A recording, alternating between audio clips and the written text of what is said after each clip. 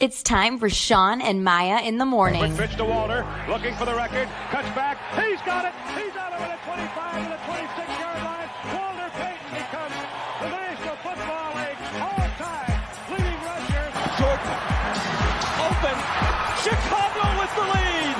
The Chicago Bulls have won their 6th NBA championship. Chicago has won the Stanley Cup. Palmero over the head of Jenks. Uribe charges, throws, out! And the White Sox have won the World Series. A little bouncer slowly toward Bryant. He will glove it, throw to Rizzo. It's in time, and the Chicago Cubs win the World Series.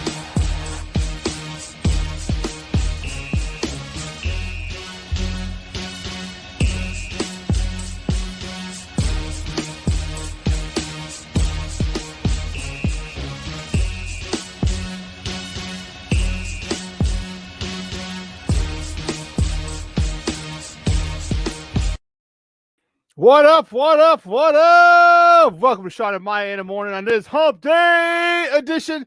Guys, I'm your boy, the Superback, Shawn Sierra. Thanks for tuning in. Now, if you're watching this on Facebook, well, then I guess you found us on Facebook Live. Now, if you're not following us on Facebook, I don't even know what to tell you at this point. All right, stop what you're doing because I'm about to ruin the image and the style that you're used to. So go to Facebook, type in SportsZone Chicago, click the thumbs up button, subscribe. Just do it. Tell them, Ben, just do it. Do it. Okay, while you're at it, go to Shawn and Maya in the morning as well. Go to that page as well. Click the thumbs up button. Follow us on there as well. Now, if you're watching this on our YouTube channel, oh, excellent. Okay, now listen, if you're not subscribed to our YouTube channel, what in God's name are you doing? So here's what you got to do. You got to go type in YouTube. All right, go to YouTube, type in SportsZone Chicago. Okay, download Sports, or actually subscribe. That's the next thing. That's the app. Sorry. So click the subscribe button. Okay. And now you got SportsZone Chicago. Hey, we just debuted a new show last night. So you need to get up. You need to get up on it. Just to be like, homie, you ain't up on this. little Yeezy. But you know what? Well, I digress. So make sure you do that. Go to our YouTube channel. Now, if you're watching this on our app, that's even more excellenter. Okay. Now, if you haven't downloaded the app, what in God's name are you doing? All right. Wherever you get your apps from, Google Play, iTunes, Amazon, tell them, Steve, what is wrong with your ass? Okay. Google Play, iTunes, Amazon, Walmart, Kmart, Sam's Club, Costco, wherever you get your apps from. Okay. Go type in SportsZone Chicago, download us, and take us with you on the go. All right. Not only will you get a slew of live shows, 5 or 6 of them now. Okay, but you also get a slew of podcasts as well. Get a whole bunch of articles. You get a whole bunch of Chicago sports stuff for you. All right, a lot of Chicago sports. As I said, we debuted a show last night called Chicago Clubhouse Podcast. Man, that was awesome. Awesome. I don't know, yesterday, make sure you go back and check it out on our Facebook page. They had Major Wright, former Chicago Bears safety. Major Wright was on the show last night. Oh, it was a good show. It was good. And you'd be surprised. So I'm checking out the show. And do you know that Major Wright doesn't even follow football anymore for all intents and purposes? It's hard to believe. It's hard to believe you play professional football. And he goes, he couldn't name 5 guys on one roster right now, on any roster across the NFL. Say he just doesn't watch it. He said football was a great part of his life, but it was a chapter. It's closed. And now he's moving on to other things. So check it out. Good interview with Terrence and them, JB and those guys. Great our with Major Wright yesterday. So check it out. Chicago Clubhouse Podcast every Tuesday night, 8 o'clock. That's our newest show. And then our next show, we got a new show coming up on Sunday called Plunked. Boom. Okay, Plunked. 2 teams, 1 city. It's going to be a baseball show with Emilio and Kristen Petit, and we're going to be talking Cubs Sox. So it's a baseball show on Sunday. We're growing. SportsZone Chicago is growing. I couldn't be happier. We got quality shows for you guys, and we want you to keep listening, keep watching, spread the word, tell your family, tell your friends, tell everybody, not everyone, everybody. Okay, tell everybody about the good stuff going on over here at SportsZone Chicago. Now, you can also tweet the show. You can tweet us at SportsZone Shy. That's CHI at SportsZone Shy. You can also tweet Shawn and Maya at SM_mornings, at SM_mornings. Now, if you want to follow me, just me, personally online, want to know what I did? Let me tell you what I did. Want to know what I did? Well, here's what I did. I made it nice and easy for you folks. Nice and easy. One handle for Facebook, Twitter, Instagram, Snapchat, the Snapper. All one handle at the Shawn Sierra. If you want to follow my lovely co-host, Maya Akai, you can follow her on Facebook and Twitter at the Sports Chica. If you want to follow her on Instagram, because you do it just for the gram, you're an IG, or just follow her at Maya_Akai. It's MAYA_AKAI. I like to bring him out and say what's up to the man that makes everything run smoothly. He looks like he's. Did you pitch last night or something, dude? You got an ice pack on your shoulder with his new little biker stash or porn stash, whatever you want to call it. He is a man that makes everything all run smoothly.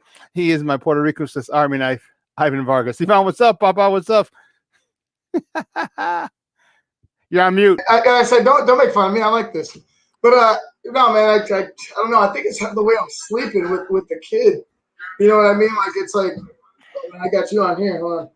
It's like I don't know. I think it's like shoulder impingement or something. I've been looking into it. It's like there's something here. It's not torn or anything. Like I can lift. It's just at certain times it feels like I can't do shit. Like I can't lift my arm or anything like that. Then I stretch it and I'm fine again. I don't know. It's just a pain in the ass right now. No, actually, a pain in the shoulder. Yeah. Thank you very much. I'll be here all week. There you go. Comedian Shawn, guys. Oh, yes, baby. I am full of tricks. I have a bunch of tricks up my sleeve. Hey, listen, we have a great show, but we need you to get interactive. Man, we got people jumping on the text line already. Armando Lara Jr., what's up, Papa? Thanks for tuning in. HR. Hey, Ivan, what's HR's real name? Hey, you told me. I forget. Hashem. I can't remember. I didn't hear you. Hashem. Hashem, good morning, Papa. Shawn, what's up, baby?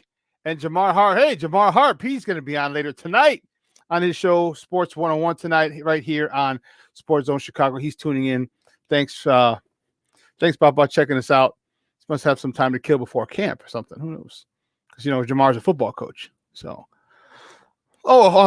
camp's done. So school started. So he's okay. So camp's over. School started.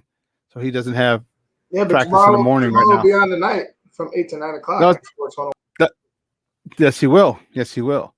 Yes, he will. Listen, whatever platform you're on, okay, this is why our shows are so entertaining. We need you to get involved. And you see Armando, Hashem, Marshawn, Jamar, and we're going to have a whole slew of other characters who are coming in. And they're going to be chiming in any moment now, but that's what makes it so fun. So whatever platform you're watching this on, whether it be Facebook, whether YouTube, whether it be our app, okay, do me a favor, just leave a question or comment right there on the platform you're using. It'll come over here, okay, and our super producer Ivan will get it up on the screen. Jamar's like, because it's game week, baby. It's game week, Jamar. That's right. Opening weekend of college football, like the for real. Well, they had some games last week. But it's not like for real. You know what I mean? Like now it's for real college football. So, yep, opening game this Saturday on the 4th. Good luck, sir. I wish you the best. Now, listen, we have a great show for you. Man, listen to this. Are you sitting down? 10 o'clock, our guy from Yahoo Sports, Frank Schwab, is going to call in. He's going to join us. Talking, there's a lot of NFL action, a lot of Bears talk. I like to get a national perspective sometimes on our Chicago Bears. You see, I'm bared out. I like to get a national perspective at times because we're inundated with our local reporters and our homers. So I'd like to see what the nation is thinking. All right, the 53-man roster is set for the Bears. For now, they're more than likely going to be some moves made. So we're going to talk to him, see what he feels the Bears need. And then at 11 o'clock, Josh Nelson from SoxMachine.com. He's going to call in, talk about this white-hot Chicago White Sox team who's going through a little bit of an injury bug. Okay, is it anything to be concerned about? Lance Lynn went on the IL before the game yesterday. And then our starting pitcher, Lucas Giolito, He left the game yesterday with left hamstring tightness. Is there anything to be worried about? We're going to talk to Josh Nelson from StocksMachine.com at 11 o'clock to find out. Well, listen, guys, you know how we do. The first segment of every show is called Top of the Morning. Just when you want it. Top of the morning to you. Top of the morning to you. Top of the morning to you.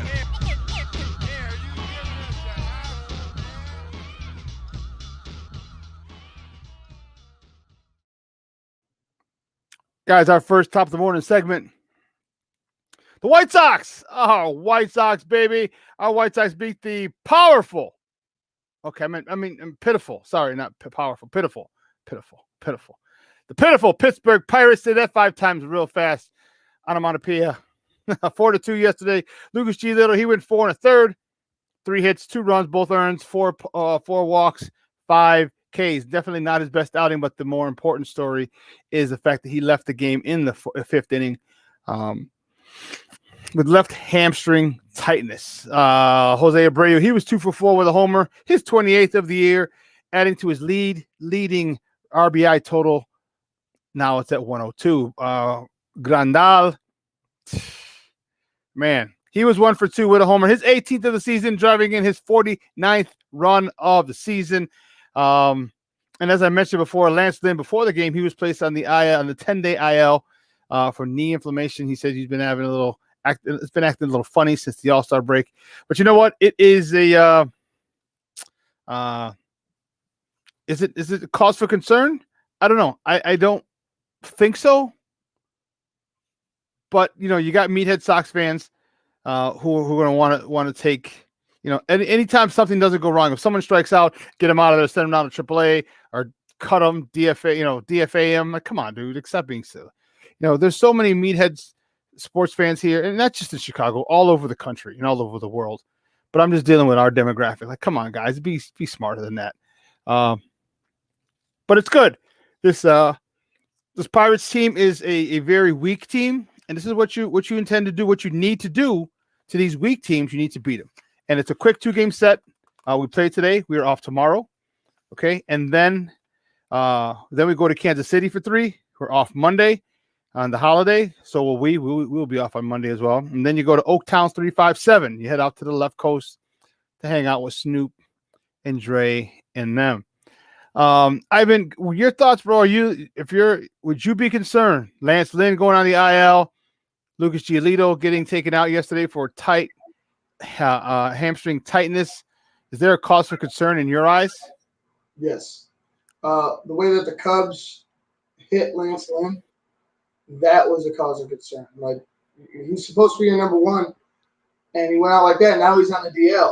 Like, I mean, you're in September now. It's September 1st, guys. Wake up. Here we are. This is the home stretch. I would be worried. I'll take the precaution. I would go precaution over anything. If Lance Lynn doesn't pitch again in September and he's ready for October, I think you guys are happy.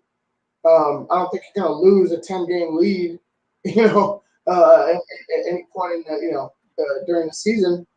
But the way Giolito's pitched, Lance Lynn going on the DL, and like now what are we talking about? Now what are we talking about if it's not if it isn't just a blip in the road, if it is some type of significant issue? With Giolito, I think it's all in his head. With Lance Lynn, it's a little scary. He's your number 1 guy. Like, I know you have some there's some depth there as far as your rotation, but this is the guy that's supposed to be your ace. He's supposed to be your hammer. So I would be a little worried. So a 10-game IL stint could end up being a 60 IL stint. Quick if something goes wrong. So take his his rest and rehabilitation cautiously. But you got to find a guy. Giolito's got to figure it out in September. Dylan Cease has to be as good as he's been. he has to continue that. Other than that, man, the lineup doesn't concern me unless something freakish happens. Knock on wood, I'm not wishing anything bad, but Lance Lynn is on the IL, and he is your ace, and it is September, and the shit's getting real. So yeah, if the Sox were my team, I'd be concerned. You are such a negative Nancy. I thought that was positive. It's not. Of course, you're a Cub fan, you son of a biscuit. I tell you. Aren't you concerned, Sean? Like you No. you asked me because there has to be some type of thought about if Lance Lynn isn't ready, or if he comes back from this thing, if he is rusty. I'm not. Well, he won't be rusty. He's not going on a 3-month sabbatical. It's 10 days. But they can rest him for however long they want. Shit, he could go on this 10 game stint, and then they could be like, all right, well, we're gonna give you another week and throw in some guy for you because they got a 10-game lead. Tell me they're gonna go into September. They should go into September trying to win games. Don't get me wrong. But if a Lance Lynn spot comes up and he just comes off the IL, you think you don't want to give him another week's rest? He's going to miss a start. He's on a 10-day. All right, he might miss 2, which is fine. So but that's 10 days is an extended rest. That's literally 10 days is 2 starts. 10 days is 2 starts. It doesn't matter how it falls. Okay, because we were off tomorrow. We were off yesterday or 2 days ago. We're off Monday. We were off Thursday. We're off Thursday. 10 days is 10 days, and I'm not concerned. Here's the issue. And then who was telling me? I can't remember who I was talking to.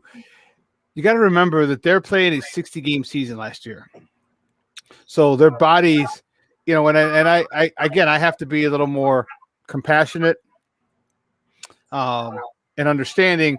Their bodies are prepped for 162 games. Then last year you don't have 162 games, okay? And then now you have to get ramped up again for 162 games. So what I feel Tony's doing is he's getting his guys rest and for you to say, well, he's just going to skip a start, it's you say people are going to ask why. And to make it easier, say, oh, well, he had, stuff on his knee. And even if he does, I'm talking Lance Lynn, okay? Give him 10 days, okay? The training staff, everything. I mean, he's been fine. He's been fine since the All-Star game. So if that's the case, so if you're trying to give him rest, and this is why I think this is what Tony's doing, because a whole month to be hot and to go into, it's going to be tough. You don't want them to start to peak, start elevating and peak around the 20th of September, and then start coming down at the end of September. And I highly doubt you're going to lose that lead, but you just don't want to go into the playoffs. I think Tony's doing it right, and I'm going to trust him on this because of his track record with bullpens and being able to manage them throughout his career. I think because what you need to do is remember what I say last week. Remember I said last week, the 15th. After the 15th to 17th, somewhere in there. All right, now we got to go. Now I need to see all hands on deck. We got everybody back. Yes, Marty Grandal is he's back. He's knocking homers out of the ballpark. Abreu's knocking homers out of the ballpark. Driving runs in. Luis Roberts starting to look like a freaking stud that we all knew he would be. Yoan Moncada keeps hitting the ball. Okay. Why do you think they're resting Tim Anderson? They're like, hey, we need you. His hamstrings are a little tight.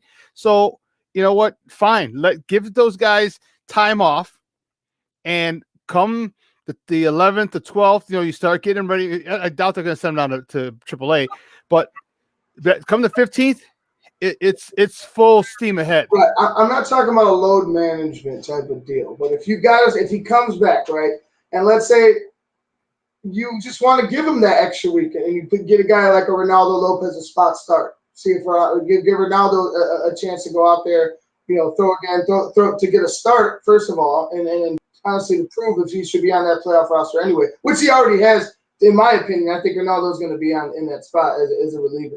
But you do that because look at Lance Lynn's a little bit of a bigger guy. He's coming in. He's late in the season.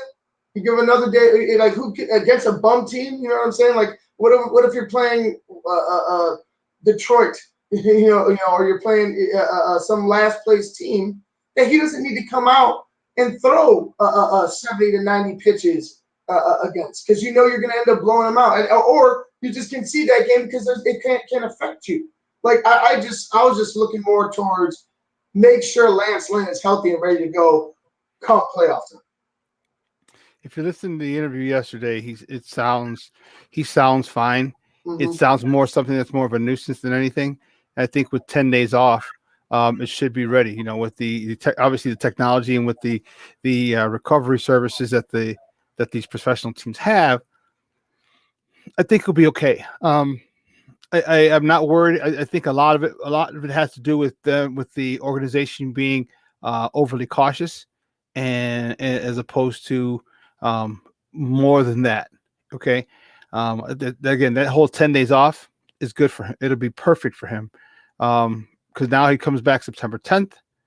Okay. And depending on where his start falls, if he starts the first day he comes off the IL, or if he starts a day or two later, now that's exactly when you're ready for it. That's when now you got about 15 games left, and he'll get 3, maybe 4 starts in at that particular point, and you can evaluate it from there. The Giolito thing, since it's his hamstring, here's the one thing I like. We know what it is, because a hamstring you can take care of. A hamstring is a soft tissue injury, and what you can do with that, it's not like he's running, okay, not like a wide receiver or running back where you need your hamstrings that much you got to run.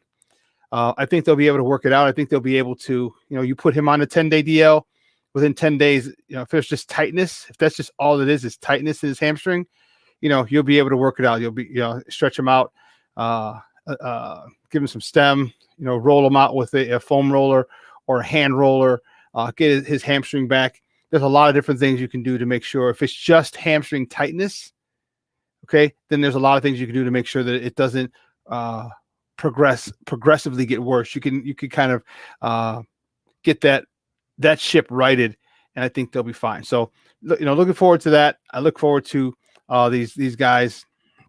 Yasmani Grandal has been amazing. He's been amazing since he's come back. His on-base percentage is through the roof. He's been taking walks like he takes Sunday strolls, to the store. He gets on base. One of the things that I do like about him as well, here's the thing.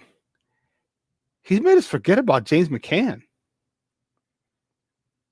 I'm a big proponent. I was a big fan of James McCann. Okay. And when they let him go, I'm like, yeah, I don't know if I like it. He catches these guys really well. Lucas loves them. And the truth be told, Lucas hasn't been that same pitcher that he was since McCann's been gone. But apparently Grandal can call a game too, because you've seen and I think that it also has to do with the hiring of Ethan Katz, but Dylan Cease has really stepped his game up this year. Guys, I don't know if I mentioned it last, was it yesterday? No. Anyway, his last 10 starts, Dylan Cease's last 10 starts, he's not given up more than 3 earned runs. That says all. You go 6 innings, that's a quality start. Those are measured. Those are counted. Those have relevance. So if you know that when your pitcher goes on the bump, he's not giving up more than 3 runs during his timeout, during his outing, you talk about phenomenal news for a team. You talk about the comfort level, like, we just got to get 4 runs. He's not giving up these crazy innings anymore like he did earlier in his career. So, even if, and we talked about this, Ivan, remember, even if, say, Giolito goes down for a second or Lynn goes down for a second, we have 4 pitchers for the starting 3 spots in a playoff rotation. I think Dylan Cease would do well because this will be his first playoff. Mm-hmm. But this is a first world problem that we have here is we have 4 guys for 3 starting rotations, 3 starting spots in the playoffs, and if one falters or one's injured, Dylan Cease can step right in because Keiko's not even he's not even a remote possibility right now. But Cease, he might want another bite at that apple, another bite at that playoff apple, and he might come out and just dazzle people like he has been doing most of the season. Dylan Cease, like like a knife wound every time I mention him anymore. I understand. But Dylan Cease right now has looked better than he's ever had. Like, look, in his starts that he's come out, like he's gotten past that point, that sixth inning point where he was struggling. Where after he's phenomenal through like 5, and then all of a sudden he gives up 6 runs. Like he's gotten beyond that point. So I think his mentality now is, sky's the limit because he's just going out there and throwing. He's just going out there and doing his thing every single day. He doesn't look phased. When he does get in trouble, he gets out of it for the most part. I think he trusts the guys that are in that lineup and the guys that are behind him to hit the ball, score runs, and he's just going out there and doing his thing. So like for me, Dylan Cease's mentality and the way he's been pitching right now, I feel like surpassed. Like you said, Keiko's not in the picture, so it's like for me, it might be Cease number 2. Lance Lynn, Dylan Cease, Lucas. I'm keeping Rodon number 2, and then. Oh, I'm sorry, I forgot about Rodon. Okay. So Cease would be number 3. Excuse me. So it'd be 1, 2, 3. Lynn, Rodon, and Cease. Giolito would have to just eat that. Like, what are you gonna do? What are you gonna do? You're on a playoff team. Motherfucker, just be ready. The worst pitcher in baseball. I sent over that article. You talked about it. He doesn't mind it. He said, but it does give him a little bit of motivation. But it's like if that was me, I don't know how I'd feel about it. I'd feel a bit of a certain way. That's too many times I'm hearing worst pitcher in baseball. That's too many times. I'd be a little salty. But Lucas is, I guess he's having fun with it, or at least he didn't lead on in his interview. It was in The Athletic, I believe, about that. That would get on my nerves. My nerves. Hey, but anyway, listen, let's take a quick break. And on the other side of the break, we have more top of the morning topics. So don't go anywhere, folks. Keep it locked right here. Shawn and Maya in the morning on SportsZone Chicago.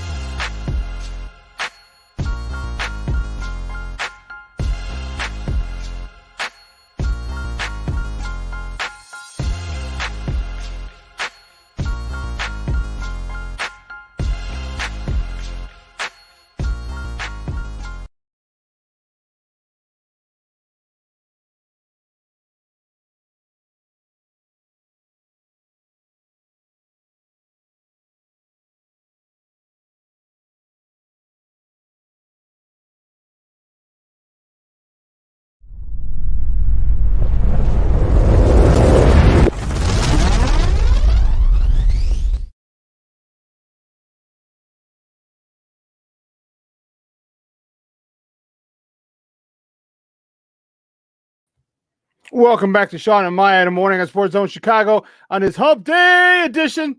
Man, you know what? Sports is getting fun right about now. College football starts this weekend. No NFL action. That's fine. Our baseball team is doing well. My baseball team, the Chicago White Sox, are doing well. I'm excited. The Bears. The Cubs got some surprises. I'll just say that. I'm watching, but player-wise, I'm like, okay, you don't look that bad. Patrick Wisdom continues to just rate. So there's some joy. There's something to look at. Silver lining, maybe. Yeah. Okay. Okay. No, not really. It's kind of suck and shitty when you watch them get blown out.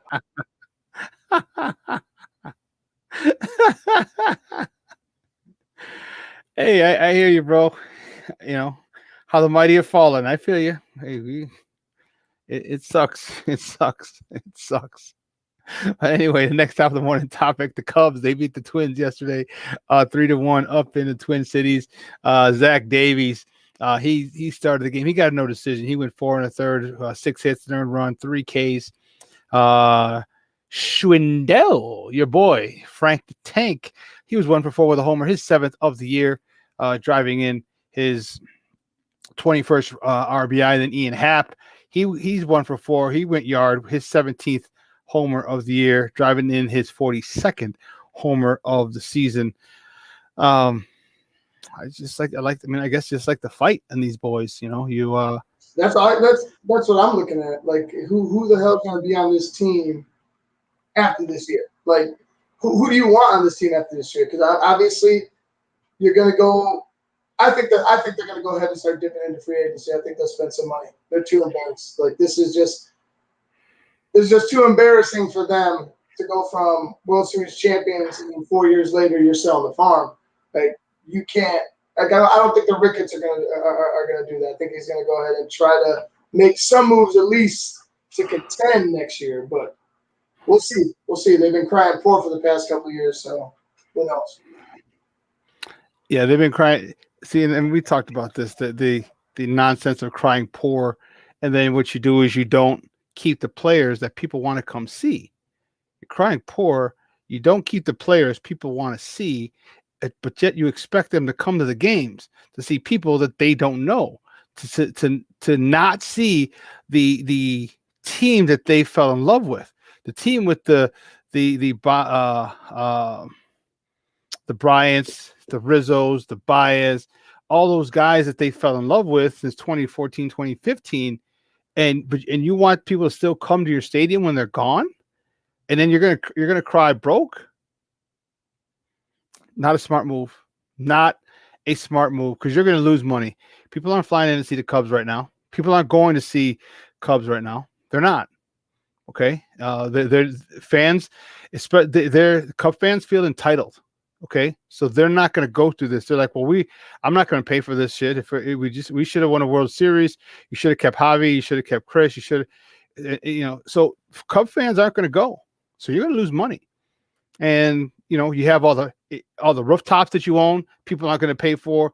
Only reason you might make money is that because most of the time those are corporate bought by corporate or companies. You'll have outings. All right, and if it's a day game, everyone's going to want to go in the day game. They don't want get off of work to go day drink. Okay, that's what kind of was Wrigley.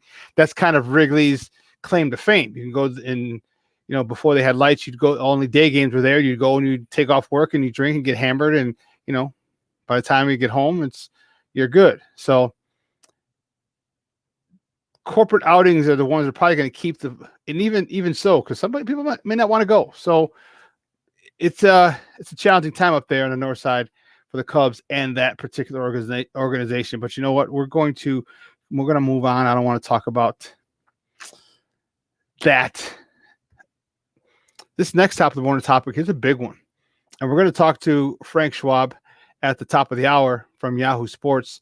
A lot about this in addition to our Bears. But the Bears got down like every other NFL team. Got down to the 53-man roster yesterday. They had until 3 p.m. and some interesting names.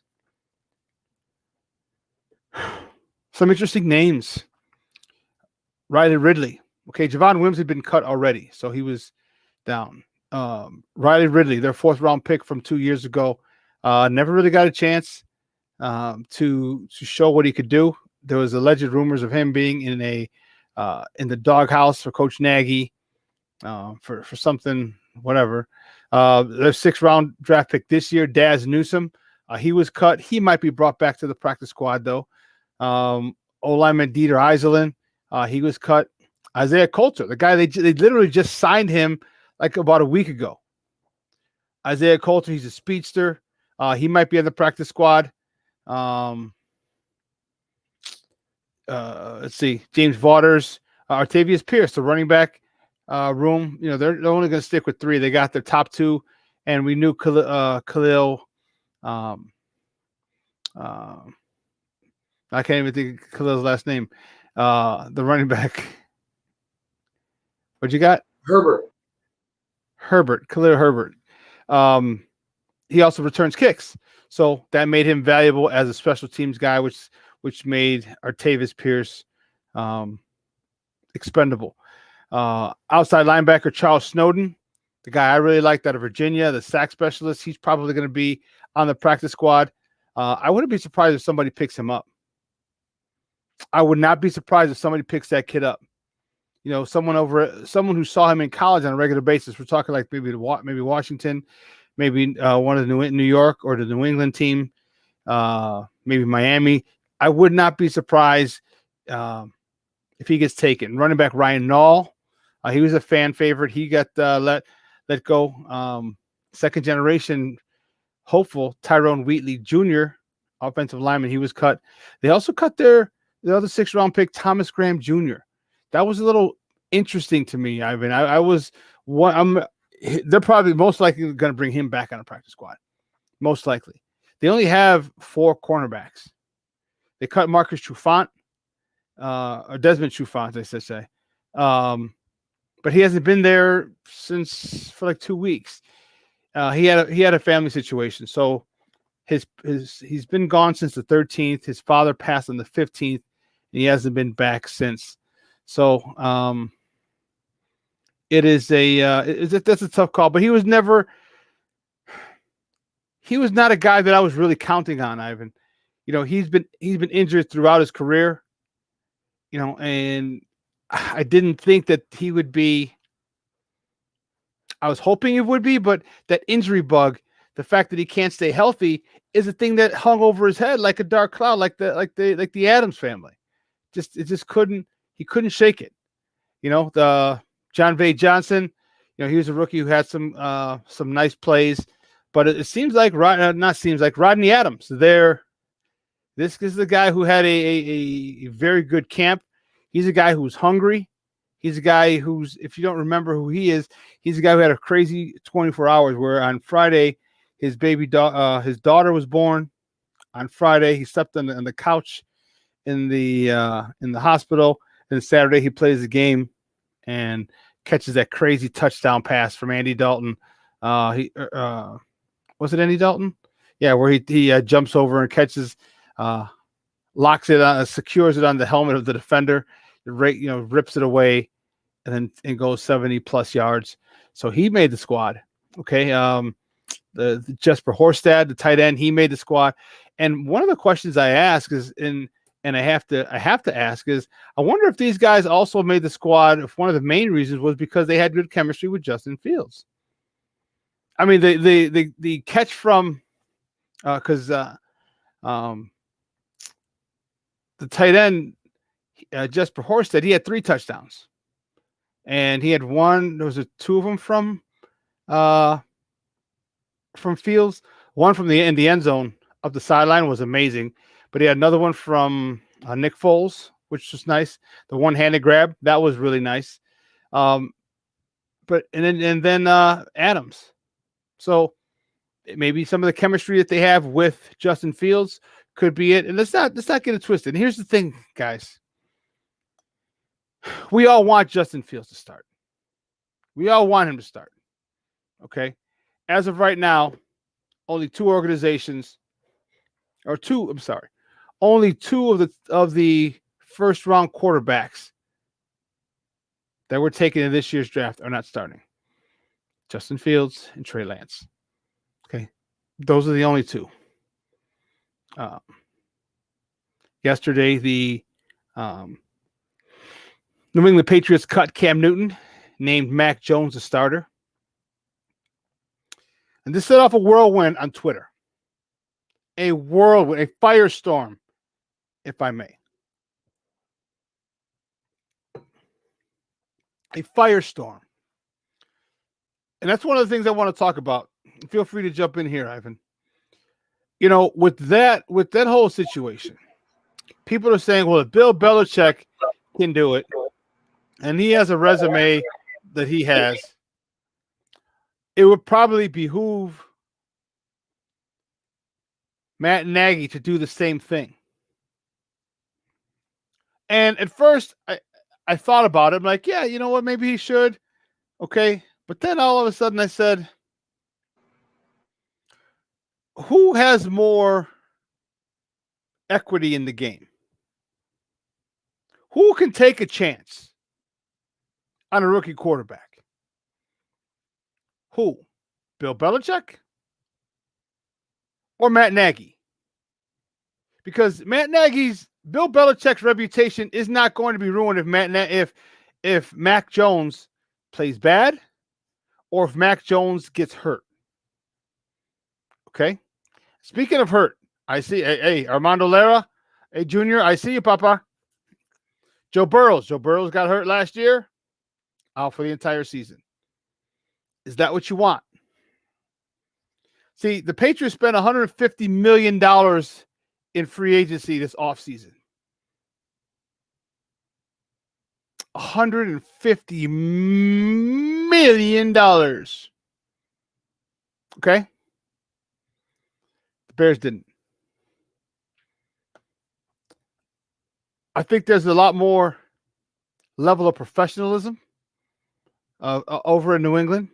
I think the players, when you go there, you understand that it's a business and you have to perform. I don't think it's that cutthroat or hardcore here. I don't know. I just think that the top it's not apples to apples. That's for damn sure. It's not apples to apples. Okay. I want Justin Fields to start, but I don't know if he's ready. Yesterday in the Chicago Sun-Times, Mark Potash, he wrote an article on it, that Justin Fields is ready, but the offense isn't ready for him. And you may ask, well, what do you mean the offense isn't ready for him? Well, the offensive line is still in flux. It is not secured. It is not a strong suit, a strong spot, a position of strength on this team just yet. Wide receivers, you have two. Why not get a third or fourth? You don't have Tariq Cohen. We don't know when he's coming back. You got a couple tight ends, but only one that's proven. We have one that went to tight end U, one that we think is going to be successful, but we don't know. There's just a lot of question marks here to put Justin Fields in. Yes, I want to see him. Yes, I want to see him do what he did, or in that more of those touchdown passes to Jesper Horsted in the corner where the dude is literally the DB spun around standing right next to the tight end when he caught it. But I don't want any more of those hits that Justin Fields took, like he took in week 2, because he missed a call, because he forgot he was responsible for a blitzer, or the offensive line was responsible for a blitzer. I can't have that. Bears fans can't have that, because if he goes into concussion protocol, we have no idea how long that's going to be. And we don't want to ruin him so soon. Also, don't you ever compare Matt Nagy and Bill Belichick. Like, you don't even bring Matt Nagy's name in the same sentence with Bill Belichick. Bill Belichick knows what the fuck he's doing. Like, I have no doubt in my mind that Bill Belichick, with a rookie quarterback, is going to make the playoffs. And actually, I have them slotted to make either a wild card spot or surprise everybody and win the division, because I would have put it past them. They still have a solid defense. But with that being said, Matt Nagy is now Bill Belichick. Everything that you just said right there, Shawn, is grounds for why you shouldn't put Justin Fields in right away, why you should wait for your line to gel, why you should see what you have in those first few weeks, and then allow him to sit, learn from Andy's successes or his mistakes, either or. But to go ahead and be like, yeah, you know what, I feel confident with throwing Justin in there with Matt Nagy, from the jump. No. So Matt Nagy has a lot to prove with how he's going to, A, protect his quarterback, and B, what is he going to do to put his skill players in positions to be successful? Like, how are you going to get guys open? How are you going to run the ball? Are you going to run the ball like that? How about that question? Are you going to run the ball? Are you going to? Yeah. So like there's all these questions with Matt Nagy that just leads me to believe a veteran quarterback like Andy Dalton, a guy that Matt has not. I mean, he had Nick Foles, but granted, it's all based on the offensive line. But he had Nick Foles for a couple games. Give him a veteran quarterback. Give him somebody who's going to challenge him, and let's see what happens before you go ahead and put Justin in there. And with this offensive line, like I said, it's just a whole bunch of question marks. Can they be good? Maybe. They still have to play the games. But as of right now, from what we saw in the preseason at training camp, this line is in big trouble. They definitely need work, and then you add to the fact that they're adding a 39-year-old left tackle who's got to get back into the swing of things. I don't think it'll take him long, but he needs time. He needs reps. And do you want to put Justin Fields back behind that line where a guy still needs reps? Okay. I wouldn't. Okay. I'm not getting him ruined. I don't want a Joe Burrow situation where Justin Fields gets hurt early because of a blown play, a blown coverage, or a missed call. Okay. A blown assignment. I don't want that. I can't. God, I'd be so upset if that happened. Justin Fields is going to just have to wait. And listen, guys, let's get it twisted. Bobby Herbert, in San Diego, last year he didn't start. Justin? He wasn't week 1 starter. Justin Herbert. What did I say? Bobby Herbert? I'm thinking Bobby Hebert. But he didn't start. And then as the weeks went on, guess what? He got in, he started. No, he definitely started because Tyrod had the punctured lung, dude. Like, he definitely started. Tyrod Taylor got that punctured lung. Well, no, Tyrod got it. That happened in the first week or two. No, he started the year. Bobby Herbert or Justin Herbert? Justin Herbert started the year. I keep saying Bobby. God bless it. But look what happened over there. It worked out pretty well. Okay, with Herbert at the helm. But their coach is now fired, and now he's dealing with a new coach. So it's like true. That's a valid point. A similar situation to what happened. With Anthony? But that'd be perfect for us. That'd be perfect for us if our head coach gets fired. Yeah, I mean, if he figures it out, that's a different story. If shit works, that's a different story. But if it doesn't, first of all, our main focus is Justin Fields' development. Anything after that is just gravy. So, like, for me, if he can't get this offense going with an Andy Dalton, if he can't get it going with a Justin Fields, it's troubling. But I'll tell you this: that Justin Fields is his ace in the hole. That's why he's not starting. He's not starting because A, he can't protect him. I don't want him to start because he can't protect him. B, he ain't ready right now, and I don't want him running around like look at what happened to Cam. Think about Justin Fields being that in 10 years. So let's not have him be this running quarterback where he has to scramble for his life and get beat up running the ball because he's not a running back. Let's just go ahead and let him be him be him. But sit back and watch. Sit back and watch, and then once you go ahead and Andy Dalton falters, I can go ahead and bring Justin in, and he'll save my job if I'm at Matt Nagy. You know what I mean? Like, Justin Fields is his ultimate ace in the hole. So it's just working out according to them. I like this plan first and foremost. Like, I like that idea because we haven't seen them develop a quarterback. But don't get it twisted. Justin Fields ain't going to come in until Andy falters because then he saves Matt Nagy's job just like Mitch did last year. Yeah, Armando checked it out. I thought so. I thought he started. I thought Tyrod started the season. But here's the thing. Matt Nagy has to show us that he can develop a quarterback. Now, let me attribute that to something like this. how many times, it's like when a guy, because we need this quarterback developed. So how many times does a guy not get, because we know Matt Nagy didn't do his best with Mitch. Okay. We knew that he held back. His refusal to build an offense around Mitch's skill set, okay, is evident. Okay. It's well documented. It doesn't mean he can't develop a quarterback. It means we haven't seen it. Okay. And that's, I attribute that's akin to, when you're dating and you're dating a girl that you're just kind of lukewarm on, okay, versus you dating a girl that you wanted for years. You're going to do a whole heck of a lot more for the girl that you wanted for years than you did for the girl who's just a pasatiempo or just something to kill time or just that you're like, lukewarm about. Okay, you'll set up dinner dates. You'll bring her flowers. You'll do a lot more. You'll go out of your way for that girl because that girl is special to you. Justin Fields is special to Matt Nagy. And he's already started going out of his way doing stuff that he's not doing. He's going to he already talked about putting packages in for him. You already saw his touchdown pass, okay, to who's the tight end? Was it Jesper Horsted?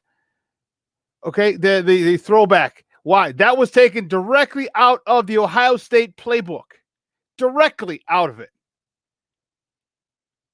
So he's already doing those things because this is akin to that girl he wanted for years. He's seen it from afar. She had a boyfriend, or she was finding herself. And she was just trying to get her life together. And in the meantime, he was hanging with number 10.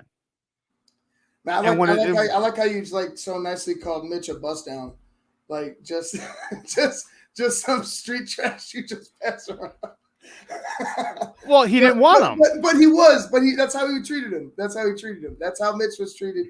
But look, you're absolutely right. You go from the guy you were forced on you to the guy you wanted, and like I said, he had Justin Fields, and well, I'm not going to say Justin is Pat Mahomes, but he had the same feeling, I'm sure, about Pat Mahomes that he's having for Justin Fields. That's why he's so super cautious about him. That's why it's like Justin's going to be right next to me this entire time learning, and we're going to go ahead and feed Justin's mind before we go ahead and put him on the field. I felt like with Mitch, he was just going to use him for whatever he could and try to get by. Yeah, well, it's going to be interesting. And don't forget, in a few minutes, we're going to talk to our guy, Frank Schwab from Yahoo Sports. We're going to ask him some of these same questions because I want his thought. I want a national perspective on this whole scenario. So make sure you stay tuned at the top of the hour at about 5+ minutes. Our guy, Frank Schwab, is going to call in. The next top of the morning topic, how about he's done it again? He's going to make some money. Dennis Rodman. Dennis Rodman is going to have his own film about his 48-hour Las Vegas getaway. If you remember, that was highlighted. That was one of the key parts of the Last Dance last year, where Dennis Rodman said, "I need a break." they're going for the 6th title. He's like, "I need a break." And Mike's like, what do you mean you need a break? He's like, Phil calls him in, and he's like, Dennis says he needs a vacation. Mike's like, hell, if anyone needs a vacation, I need a vacation. He goes, Phil, if you let this guy go, he goes, you're not going to bring him back. He's not coming back. And he was like, well, how long do you need? He's like, I'll take whatever you can get. And Phil says 48 hours. He goes, well, if that's what you're going to give me. He goes, I'll take it. And dude was gone for 48 hours, dude. There's videos, and because there were still some camera phones back then, not very many, but people had their little cameras in the clubs back then, and he is partying it up crazy in Vegas. And he was at a point where Michael and them had to go get him because he was still too partied out. And dude, it was crazy. So Dennis Rodman is going to have his own film about the 48-hour getaway. It's going to be called 48 Hours in Las Vegas. And you know what? I'm okay with it. You know what? He's lost all his money. majority of his money. Let him have it because I want to hear about it. I want to see it. I want to know who he partied with. I want to know who he drank with. I want to know who he kicked it with because Rodman was that dude. Rodman was that dude that everybody wanted to party with. Athletes, movie stars, rock stars, they all wanted to party with Rodman. He was that dude. And so to find out, and don't forget, he was dating Carmen Electra. He was dating Madonna. He's had a nice stable. Let's just say he had a nice stable. And you wonder who he was with in Vegas. Who he was hanging with in Vegas. Everyone. No, actually, it should be everyone was probably hanging with him. Because, dude, that was it. Like, that 96, 97, 98 Bulls team, those are rock stars, man. Those were rock stars. And Michael, Scott, I think I'd say it's Michael, Dennis, and Scotty in that order. Because Scotty was just, he was just too country. Scotty wasn't a dude who went out and partied. And if he did, he didn't tip, so no one liked him. They call him no tipping Pippin. And no tipping, sipping Pippin. And, Rodman was that dude. Rodman, I think people forget. Everyone loved Rodman here. Regardless of what you say, regardless of him getting married to himself, his book signing, and all craziness, and his dude, he worked. He worked his ass off. The dude was about 6'5", 6'6", and he led the league in rebounding for how many years? 6, 8 years? At 6'5", 6'6", like he was around Mike's height. He might have been a tad shorter or a tad taller than Mike at 6'6". And this guy did all the dirty work. And Chicagoans appreciate that. Basketball fans appreciate it. We appreciated Rodman because when it was, despite all the craziness, when it was time for him to go to work, he went to work. When it was time for him to get 15 rebounds that night, he went and got 15 rebounds. And Chicagoans, a blue-collar city that it is, they loved it. They didn't care about him and his eccentric antics. They loved the fact that when they paid their hard-earned money, they knew this guy who's making about $9 million a year was diving on the floors, diving out of bounds, trying to save balls, tipping a ball 4, 5, 6, 7 times to get the rebound, playing tough, hard-nosed defense. And you can't do anything but respect that. You don't have to like him, but you can't do anything but respect him. No, I mean, that's no doubt. Like you left out the escapades, but I mean, shit, nobody knows those, huh? I mean, thank God for him, there was no social media back in the 90s and 80s and shit. Like, I think Dennis Rodman would be everywhere. I think he'd be kicked out the league at this point. He might. I said, party all night and rebound all game. You're damn right. That was exactly what he did, and he did it better than anybody else. Better than anybody. You know what he used to do after the game? He used to go and ride the stationary bike for like an hour, like 90 minutes. Like, dude, when you just play a game and you're back on a bike for 90 minutes, and then he go shower and then go out kick it. That's insane. Well, listen, hey, we got to take a quick break. On the other side of the break, our guy, Frank Schwab from Yahoo Sports is coming on. We're going to talk a lot of football. I can't wait to talk to my guy. So don't go anywhere, folks. Frank Schwab coming up next right here on Shawn and Maya in the morning on SportsZone Chicago. AutomotiveMap.com presents the Sports Flash on the SportsZone Chicago. The Cubs beat the Twins 3-1 on Tuesday, taking the first of 2 straight in the Interleague Series. They'll play again tonight, 7:10 first pitch in Minnesota. Frank Schwindel, Ian Happ, and Robinson Chirinos with the run support. Zach Davies went 4 1/3. He gave up a run on 6 hits and struck out 3. The White Sox doubled up the Pirates 4-2. Yasmani Grandal and Jose Abreu with home runs. 5 relievers combined for 4 2/3 of 2-hit ball. Abreu's homer in the 3rd inning was his 28th of the season. Starting pitcher Lucas Giolito pulled with 1 out in the 5th due to left hamstring tightness. Gave up 2 runs on 3 hits with 4 walks and 5 strikeouts over 4 1/3. The Sox have a 10-game lead atop the American League Central over Cleveland. They won for the 4th time in 5 games. download the free Score app. Lightning fast updates so you never miss a thing. It's why the Score app is one of North America's most popular sports apps. I'm Chuck Sanders. That's the Sports Flash on the SportsZone Chicago. So sticky. At Hannah's Organic Honey, business may be sweet, but they need an e-commerce queen bee to lead the hive. Okay, these jars are going to Jakarta. Oh, wait a minute. Does that say Jackson? Indeed can help them hire great people fast. I need Indeed. Indeed you do. Schedule virtual interviews and talk to candidates right from your employer dashboard. Visit Indeed.com/credit and get $75 towards your first sponsored job. Terms and conditions apply. If you're worried about your borderline blood pressure, hear how others are taking charge with Garlic Healthy Blood Pressure Formula. Garlic works safely and naturally to support my blood pressure. Garlic Healthy Blood Pressure Formula has a custom blend of garlic, vitamins, and minerals, so you know it works. No garlic taste, no garlic breath. Take charge of your blood pressure with Garlic Healthy Blood Pressure Formula. These statements have not been evaluated by the FDA. This product is not intended to diagnose, treat, cure, or prevent any disease. The term natural references only the garlic in the product. Use as directed.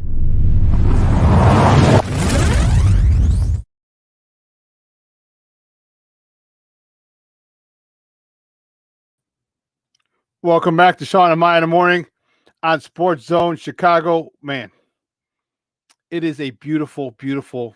It's fall. It's a beautiful fall day. Summer's still here, man. It's acting like fall already. What the hell? Little 70-something degree day here. No, it's going to be about 80-degree day here in the Chi. But you know what? It's all good, baby. Baby. You know why? Because football season is here. Our White Sox are doing good. And I'm fired to freak up. And I'm fired up to talk to my next guy.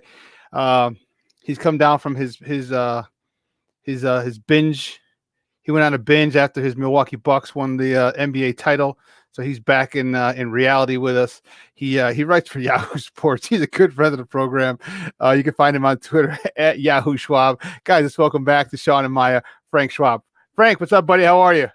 Much, man. You're not really kidding either. Like I swear to God, I was watching Game 5 highlights last night. You know, Giannis's dunk, and I mean, it's gonna live for a long time. I'm gonna be living off that one for years and years. Dude, I ain't mad at you. And let me tell you something. I don't know if you saw in the private chat, dude. I had a crazy story we went up the day after they won the title. I'm sorry, the day after the parade, because my White Sox were playing the Milwaukee Brewers for a weekend set, Friday, Saturday, Sunday. And let me just tell you, I picked the hotel, okay? And I went on the pictures. Well, this is why you get women to do this shit, dude, okay? Women read reviews. I saw the picture, I'm like, ooh, nice, pretty, right. Okay? So we're by the Pfizer Forum, and I'm from Chicago, so, you know, I understand how neighborhoods change and distinct boundaries. And we're literally to my right, the Pfizer Forum, and it's like, you know, you're 2 blocks up is your destination on the right. I was like, okay. And then we get to a light, and all of a sudden I'm like, wait a minute. There's some projects right over there. We're in North Milwaukee. So maybe you know what North Milwaukee is better than anyone else. But yeah, I didn't know North Milwaukee. Dude, there was like crazy people out in front. Dude, long story short, there was an OD, a body overdose on the same floor that I was staying. Oh, geez. And the guy in the elevator, because he came in with a gurney, I was gone to get some ice, and a guy comes in with a gurney, and I'm like, why does he have a gurney? Because I know he's not carrying a dead body out of here. They must be moving. This is a new way to transfer kegs. Okay, it has to be. Has to be. And you are never picking the hotel again, ever. Ever. Like this is the last time. Like that was it. Yeah. You are. You have been relieved of those duties for the rest of your life. And then the heroin addict to do with the tracks in his arms on the elevator with no shoes, dude, it was insane. So after that, I swear I thought of you. I'm like, Frank, why didn't you tell me North Milwaukee's not the place to go? Gotta look at those reviews, man. Yeah, I'll do that next time. Well, actually, I'm not, because I'm not going to do that ever again. I let the other half to pick the hotel moving forward. So yeah, that was crazy. What else is crazy is our boys, man. You know what? Give me your thoughts. You know, I love talking to you because I like a national. I want a view from 20,000 feet above. And Justin Fields is number 2. He's been number 2 since he was drafted. They said Andy Dalton is definitely going to be the number 2. And then yesterday, the the man, Bill Belichick, says, you know what? We're going to cut Cam Newton and make Mac Jones our starter. And then Twitter went crazy. Chicago fans went nuts. Well, if Mac Jones can be the number one star, the QB1, why can't Matt Nagy, whose doesn't have a quarter of the resume of Bill Belichick, why can't he start Justin Fields? Your thoughts on whether you think Justin Fields should start here and why he isn't?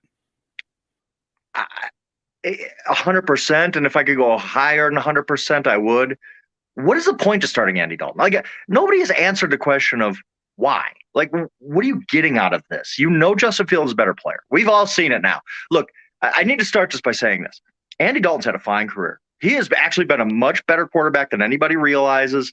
He has had a good NFL career. But we know what Andy Dalton is now. He's at the backup stage of his career. He had a much better supporting cast last year with the Cowboys. Didn't play that great. He was fine. He was exactly what you expect Andy Dalton to be at this point in his career, of just a guy. Hey, you need to throw him in there for a few weeks. He could do it. He's not going to embarrass himself. He's going to keep the team competitive. But this isn't the Andy Dalton that was making Pro Bowls with the Bengals. I mean, that's not him anymore. He had a nice run and it's over. And now he's in the second phase of his career. Whereas we know Justin Fields is a better player. We saw that in preseason. We just did. And I guess the only argument you can make, and I don't even buy this argument, but I'm sure it's been put out there many, many times, is the Bears' offensive line has looked so bad that you might not want to risk the kid. You might want to have him just getting beat up behind a bad offensive line. So let Andy take those shots. But I don't even buy that because the kid's got to play eventually. Look, I mean, it's NFL football. He's mobile. He can get away from the rush. We've seen that many times. We've seen special things out of him. I think, and I mean, I don't know. People in Chicago have probably talked about this a lot more than I've thought about it, but it almost seems like Nagy made a promise to Dalton, and now he feels like he can't go back on it. When that was stupid in the first place, if that's the case. Like, don't promise anybody anything. Like, why would you do that? Like, so he's gonna start him the first game and then be like, well, I started you, I fulfilled my promise, now we're going to Fields. This makes no sense to me either. I don't know. I don't see any real great reason for Justin Fields not to be starting from day one. There's going to be bad reasons for him not to start from day one. I kind of assume at this point, if I had to bet on it, that he'll be starting game 2 against the Bengals. I think that Rams are going to beat the Bears. Like, hey, sorry, I hate to say it, but the Rams are the better team. They're going to win that game, and then you're going to say, yeah, well, what are we doing? It's going to be this whole, like, when Deshaun Watson came into the league, Bill O'Brien started Tom Savage week 1 because, you can't start the rookie. I got to start Tom. Think about this. An NFL coach who was getting actual checks from an NFL team watched Tom Savage and Deshaun Watson for a full summer and said, Tom Savage, that's my guy week 1. And we're going to look back on this decision the exact same way. We're going to look back on this as saying, what was Matt Nagy thinking not starting Justin Fields week 1? What was the point of this? I don't get the point. I think they're just wasting a game. And it's a one decision out of all 5 that just kind of makes me like apoplectic. I just can't wrap my head around why you would not start Justin Fields. I hear you. My thought is with Nagy, I'm not a big Nagy fan by any stretch. I think you know that, and I've made that pretty crystal clear on this show. I can see that because he's going to want Justin to throw the ball 50 times. And if Bill Lazor was calling the plays again, then I'd be all for Justin Fields starting because Bill Lazor is going to run the ball. And that's going to stop that pass rush. That's going to slow it down, not stop it. It's going to slow it down because you have to stop that. But since Bill Lazor is not calling the plays, which doesn't make sense, if you bring Andy Dalton in here who has a relationship with Bill Lazor, and then you don't let Bill Lazor call the plays with a guy he's called plays for that he was successful with, yeah, that's our Chicago Bears organization. So if it was, I can see why and say, hey, listen, you take the hits, okay, and then let Justin have an easier game against the Bengals and then move forward going on, okay. But you know what? It doesn't make. I agree with you, Frank. You can't make that promise. You cannot. Not to a guy like Andy Dalton. If it was a free agent quarterback, like say a Mahomes or a Deshaun Watson came to free agency and is looking for a team, hey, you're our starter, but not Andy Dalton. And that's, I think. And here's the problem that I foresee. He's going to lose that locker room because you don't have to tell players. The players know who the hell gives them the best chance to win. And when you put a buddy of mine, Phil Atoshin, he runs on the Tape Never Lies network. He even created a T-shirt said "Politics over performance over politics." And that's how it's got to be. And right now in Chicago, it's politics, and that's not going to get it done here for us or the fans. Yeah, I agree with you completely there. I mean, the locker room isn't going to be like, let's say they do what I think they're going to do, and they're going to start Andy week 1, and then they're going to lose, and then they're going to say, well, okay, let's go to Justin Fields. All the guys in that locker room are going to they're smart guys. Like they know what's going on. They're going to say, why are we 0-1? Why didn't we play the kid who we've seen every day in practice balling out? And, nobody's probably against Andy Dalton. From all I've heard, he's a great leader. He's a great guy, all that kind of stuff. But guys know, they understand this kid's a baller. We drafted this kid for a reason. Why are we 0-1 right now? And we would have had a shot in game 1 had we just started the kid. And now we're completely changing it in week 2. Why? It's nonsensical. And, a lot of this, you're right. And I agree. It's the guys at the locker room is a lot. They know these guys know, they understand the game. Like even going back, like not to do a U-turn, but like when Urban Meyer signed Tim Tebow, every dude in that locker room hated it. Like I guarantee you, I haven't talked to anybody from Jacksonville, but I know every guy in that locker room was like, "What?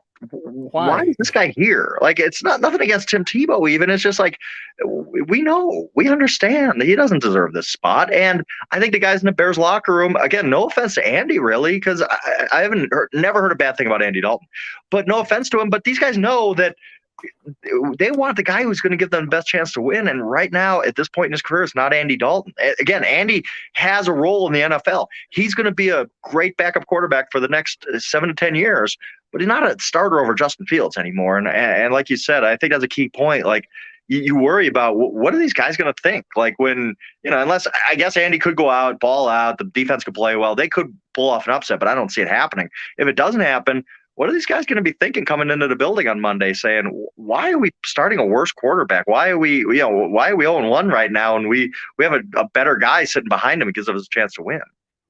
Yeah, I agree. Guys, we're joined by Frank Schwab from Yahoo Sports talking NFL and Chicago Bears football right here on Shawn and Maya in the morning on SportsZone Chicago. One of the another issue that our Bears have is the cornerback position. They have, they cut Kyle Fuller due to cap reasons, he's not even starting in Denver. Go figure.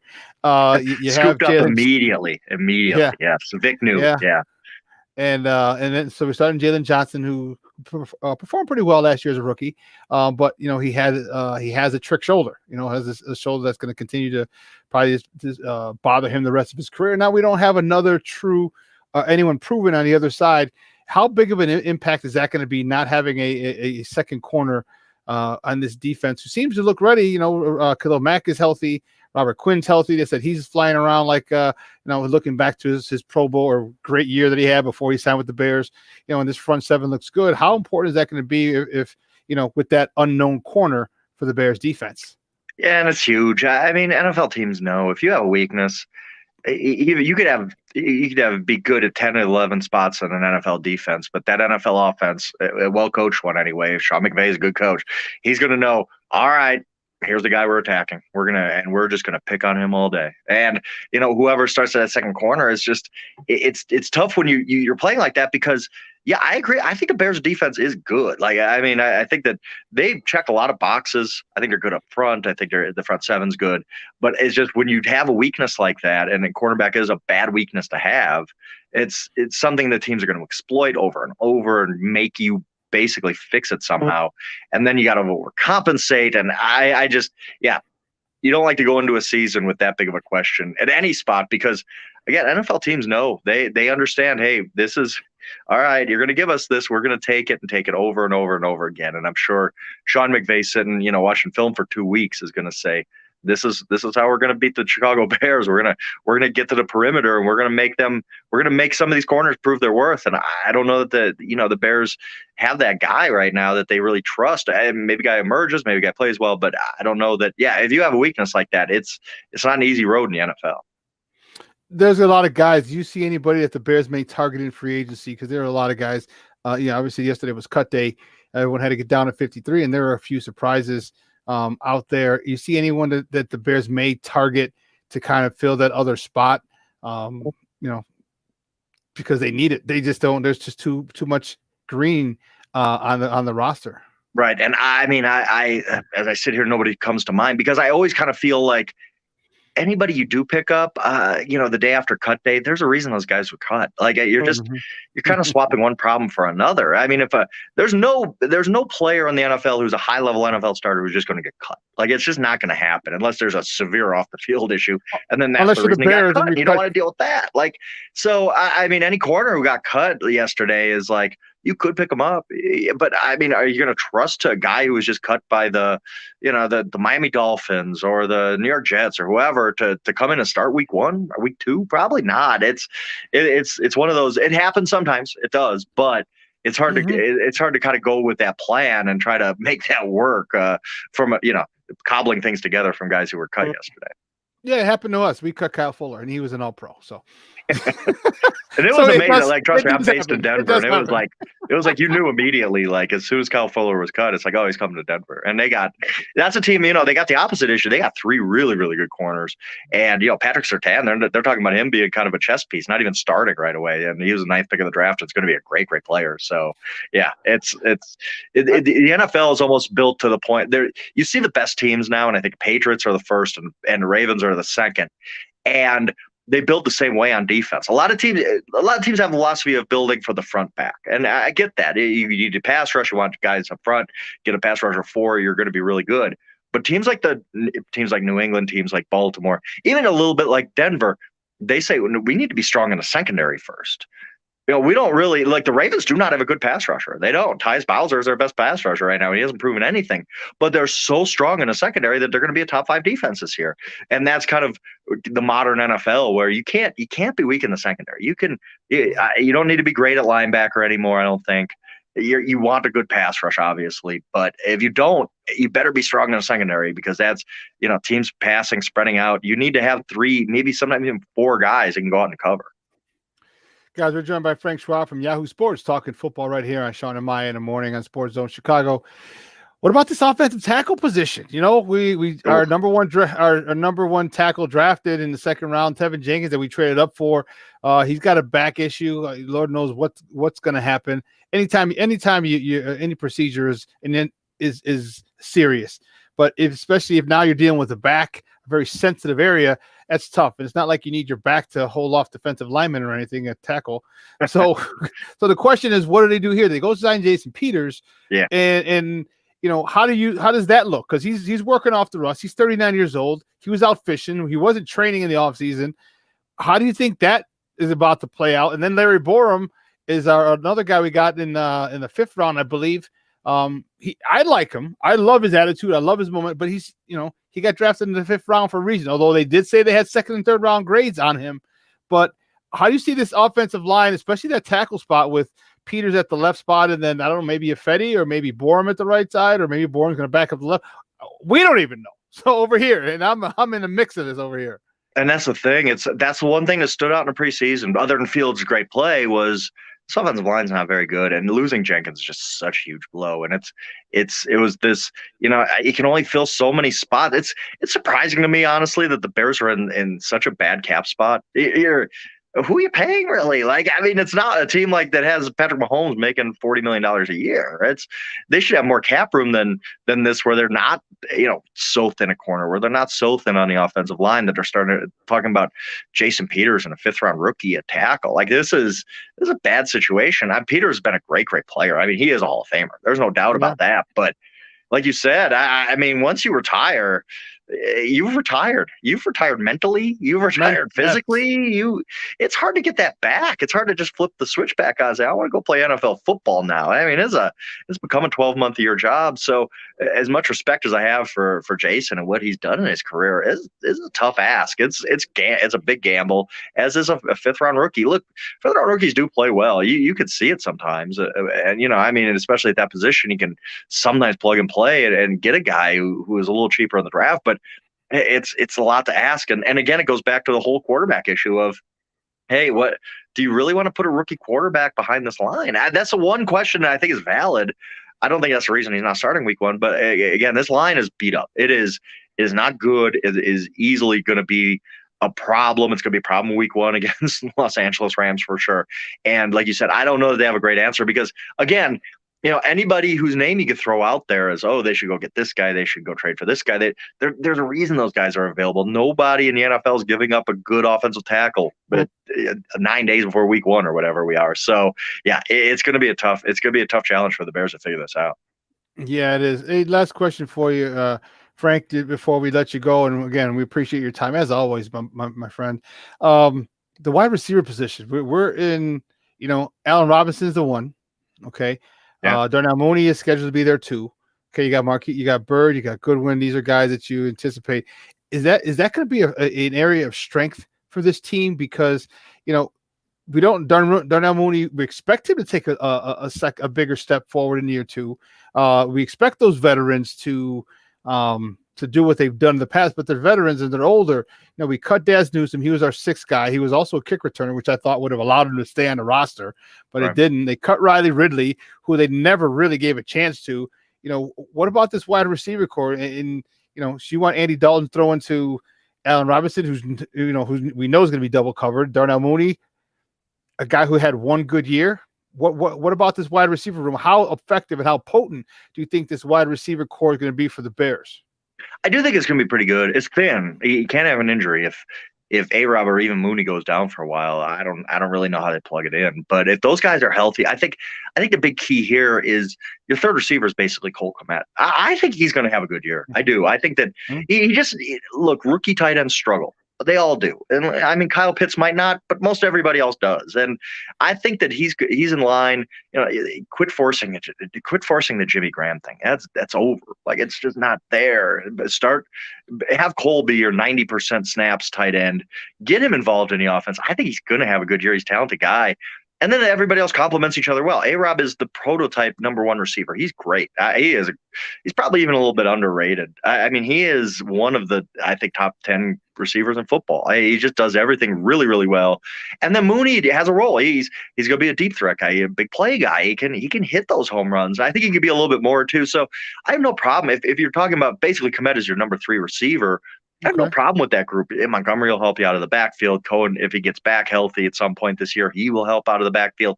So I think there's enough pass catchers to go around. It's just thin. It's just, if you lose any of those guys, all of a sudden, even if you lose a Kmet, and now all of a sudden Jimmy Graham's back to being a full-time guy, it's like, I don't know about that. So I think that if you have Kmet, Robinson, Mooney, I think that those 3 are good enough for what they're going to want to do on offense. But I think that the problem is what's up after that. If Mooney misses 4 games with a hamstring or something, what do you go to? I don't know that I have that answer, and that's a little scary. Do you think A-Rob resigns because he knows the Justin Fields era starts next year, but it could start next year is a definitive, but it could start any time this year, right. And that's the guy that will probably be the best quarterback he's ever received the ball from when he finally catches one from Justin Fields.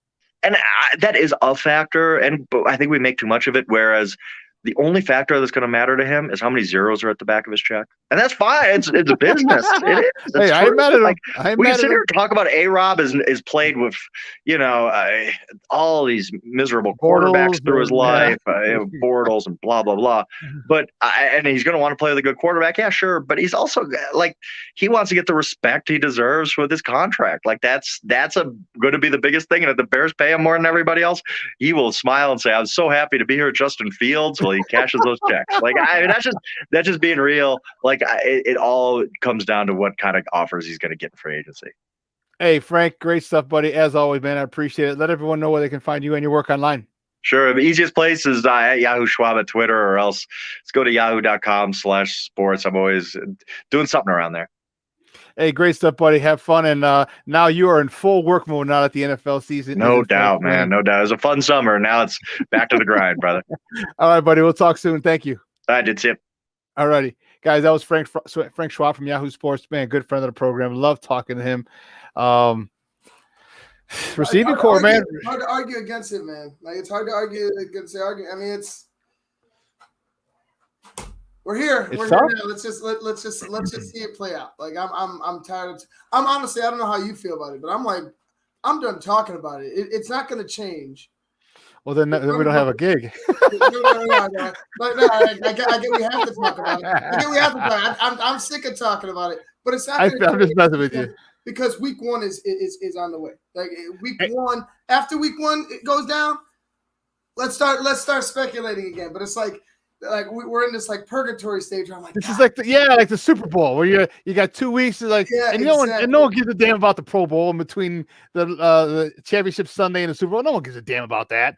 All right, so we're just like we're stuck. We're like for a whole 2 weeks, we get to talk about this, that, and the other until this finally comes down, until it finally happens, and then now we're in fix mode. Now we're in Bob Villa mode. Well, now we know how to fix it. Now we know how to do this and that. But yeah, we're in limbo. You're right, a purgatory, a limbo.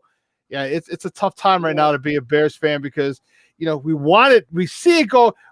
We are like what you said with the Cubs earlier. You can see the Cubs win the division. I can see the Bears surprising people and, oh my God, win the division even with Aaron Rodgers. And I can see him in second place, third place, or fourth place in the division. I could see it all. And that's the scary part. If I couldn't see them in second and third place or fourth, I'd be like, hey, we got a good shot to make the playoffs. But I could see him in every single slot. I can see it and realistically see them there. And that's just isn't good. It's not good. And yeah, Richard, you're right.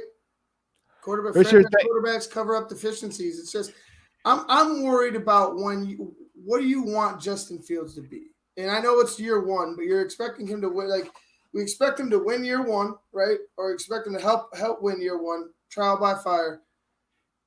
He's gonna take fucking shots, man. Like like even going back to his Kyle Clemson days, that shot he took, not his Clemson days, his Ohio State days, the shot he took against Clemson. That he's worried about that. He's mentioned it before even after he's joined the Chicago Bears. So having that in the back of your mind, worried about getting hit, and also actually getting hit. I don't want that to affect Justin. I don't want that to. I want him to be a pocket passer that has the ability to run a 4.4 and get out of the pocket if he wants. Like I just want the best for him, and I don't know what this offensive line or this head coach, you're going to find that. I don't see him, and after that hit he took the other day, it gave me a lot of hope. Because you didn't. What did he do? He got back up. He composed himself while he's on the ground, grabs his headband, okay, gets his helmet, all right, and takes another snap. He is built different. He's built different. He told us. He's like, I'm built for this. I'm made for this. He told us. And a lot of people thought he was just being a young, brash, cocky kid. And I don't see arrogance or cockiness with this kid at all. I see a matter of factness. I see sincerity. Okay. And I see a lot of self-confidence in himself and his abilities and his resume. Okay. When you come up with the resume, you name me a quarterback after Joe Burrows, and Joe Burrows only had 1 year, but you give me a quarterback who has a better resume than him in recent history. 2 years in a row, college playoffs last year. This is his second season, college national championship game. Okay. 69 touchdowns in 2 seasons? You give me a quarterback with a better resume in college, because that's as high as you can go at that particular point. I think he was the best quarterback in college the last 2 years, over the last 2 year period. So moving to the NFL, and let's not forget, he's not playing. He's in the Big Ten. He's not in the WAC. He's not in the MEAC. Okay, you're going against your Ohio State. You're going against Michigan, your rival. You're going against Penn State. You're going against Wisconsin. Yes, you do have some scrubs in there in your conference, but guess what? So does every other conference. Alabama has Mississippi they got to play. Okay, there's a lot of other teams in the Southeast Conference that aren't very good. So his ability to play against top-level competition is not one that I'm worried about. So, and in doing that, you're going to take some hits. But you know what? He got up as a quarterback. Dude, everyone takes hits. Tom Brady takes hits. Jay Cutler took hits. I know, and I understand some of these guys, it ended their career. That's football. I get it. Now I understand that, but I don't want him ended up being like a Cam Newton where he's getting cut, later in his career. Like I want him to continue to be. I want him to have a 13, 14-year career with the Chicago Bears. I don't want it to just be 10. I don't want him to evolve. I don't want him to be this. I don't want him to be the quarterback that has to escape for his life, that has to use all his athletic ability his entire career because you can't put together an offensive line. You can't find the right mix of coaches, and ends up being a shell of himself.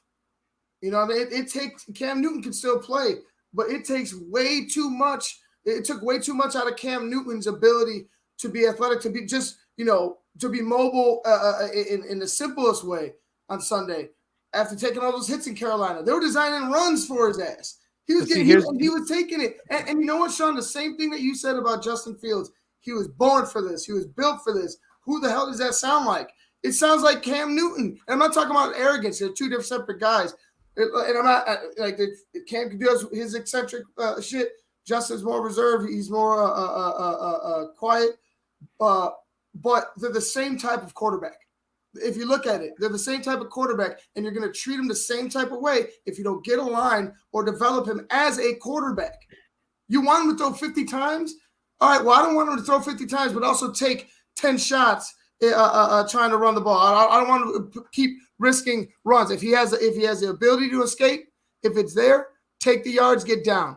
But if you're designing runs, or if you're like, all right, Cam, every time the play breaks down, all right, not Cam, all right, Justin, every time the play breaks down, Justin has to go take off and make something happen, then you're asking for trouble.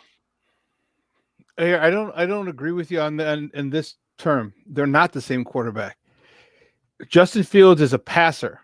He's a much better passer coming out of Ohio State than Cam was coming out of Auburn. Cam was, because he was coming out of Auburn, he was 6'5", 250, 260. Okay, running over defensive backs back then in the the lesser teams was easy. Running by defensive backs back then was easy. Okay. Cam was never a great passer. He was a good passer. Okay. But he never had the ability to win from the pocket like Justin Fields. And I think Justin Fields has that ability and can run like Cam or better than Cam. I don't think that you're going to have a lot of run packages or run plays for Justin Fields, because remember, Cam was 6'5". I want to say he was like 250 to 270, somewhere in there. Okay. And it wasn't fat. It didn't slow him down. He was a stud. But I don't think they're going to have run packages for him. They might have run pass. They might have RPOs for Justin. I don't think they're going to have a lot of strictly just run for him. And if they do, Matt Nagy's stupid. Well, that's in question. And they would have run packages towards the red zone. I would. Oh yeah. They would have run packages towards the red zone. Just not a lot. He's not. You don't want to put him. You don't want him being your second leading rusher. Put it that way. Right. My thing is more him trying to stand in the pocket, and you're still worried about who's blocking his backside. You're still worried about you're still worried about penetration up the middle. You're still worried about your center. I don't. Those are big concerns to me when I want to put out my franchise quarterback. I don't want him to go the way of Joe Burrow, where he's out the year. I don't want him to go the way of Deshaun Watson, where he's out the year. Yeah, they started those guys too later, but they also hurt. Joe Burrow actually started right away, I believe. But yep, Deshaun started after Tom Savage, like Frank said, but they also got hurt because they didn't have the pieces in front of them. Yeah, but you can't go in there afraid of injury, because what happens if next year to get an offensive line, all it takes is one play. You can get the best two offensive tackles and Patrick Mahomes is going to get sacked this year. Patrick Mahomes is going to get pressure this year. There's going to be a couple of times where you wonder if Patrick Mahomes is hurt because of the hits he takes. It's just not going to be as many, but it only takes one. It only takes one hit. So if that's all it takes, get him in there as soon as possible. I was a big fan of saying, hey, let him learn and this, but I also had the caveat of saying, hey, listen, if they both come out and you see that Justin Fields outplays Andy Dalton, then he should start. I'm okay with them sitting him behind him if Justin Fields isn't up to snuff. Okay. But what we've seen from Justin Fields, he gives them the best chance to win. Hands down. As I told Frank, the locker room knows it. And you want to lose that locker room? You want to lose that locker room, Nagy? If you haven't lost it already, keep playing Andy Dalton when everybody knows that Justin Fields gives this team the best chance to win. Keep doing that to see how much your teammate turns on you, how much your team rebels. You gotta let them win or lose, though, Shawn. It's like keep playing them. It's like, all right, what if we even said it prior to this? What if Andy goes out there, does a decent job? The Bears are playing well. The defense, I don't know if they're gonna win the first game, but the Bears are playing well. They're playing decent. They're doing their thing. What do you do then? What do you do if the Bears are 4-2 with Andy Dalton? And you keep playing. Okay, so it's like we just have to watch and wait. If Andy shits the bed, here you go, Justin. This is all about saving jobs, man. Like, you got to think about that shit too. It's all about, hey, I got my ace in the hole. I got my guy. We had this guy. We're gonna put this guy out there. Let's see if things work well. Things don't work well.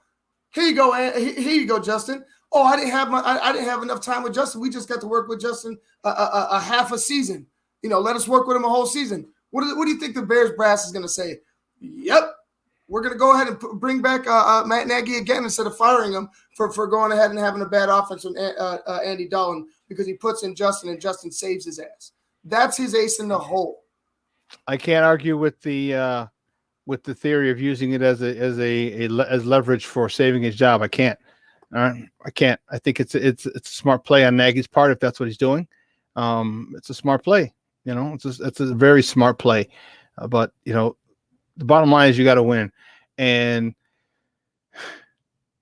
if the defense came out and Khalil Mack doesn't like to talk a lot.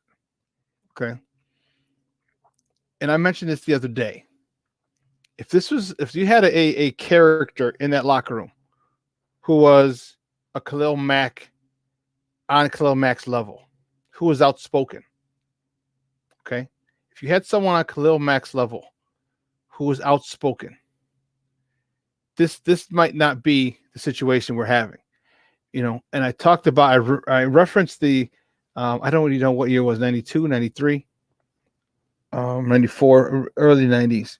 When the Cowboys had Emmitt Smith and Troy Aikman and Moose Johnson and Michael Irvin, Alvin,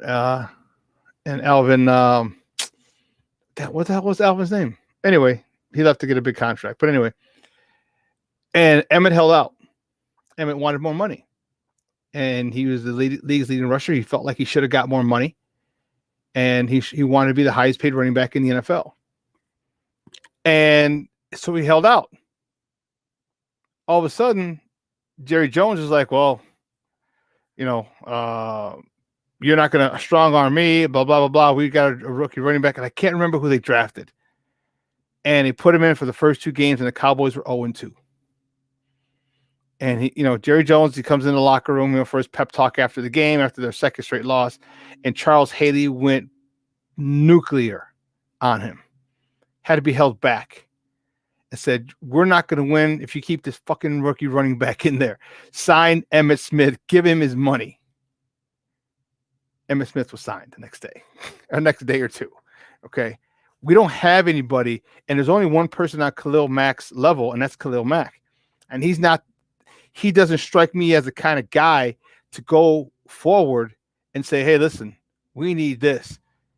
We need Justin to start. Justin gives us, we can do. We're defense is going to do what we're going to do, but man, you have to give us the best chance to win, and that's with Justin.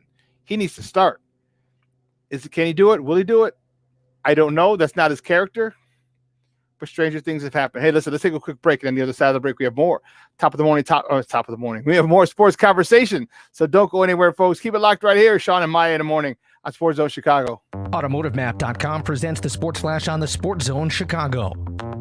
The Cubs beat the Twins 3-1 on Tuesday, taking the first of two straight in the Interleague Series. They'll play again tonight, 7:10 first pitch in Minnesota. Frank Schwindel, Ian Happ, and Robinson Chirinos with the run support. Zach Davies went 4 1/3. He gave up a run on 6 hits and struck out 3. The White Sox doubled up the Pirates 4-2. Yasmani Grandal and Jose Abreu with home runs. 5 relievers combined for 4 2/3 of 2-hit ball. Abreu's homer in the third inning was his 28th of the season. Starting pitcher Lucas Giolito pulled with 1 out in the the fifth due to left hamstring tightness. Gave up 2 runs on 3 hits with 4 walks and 5 strikeouts over 4 1/3. The Sox have a 10-game lead atop the American League Central over Cleveland. They won for the 4th time in 5 games.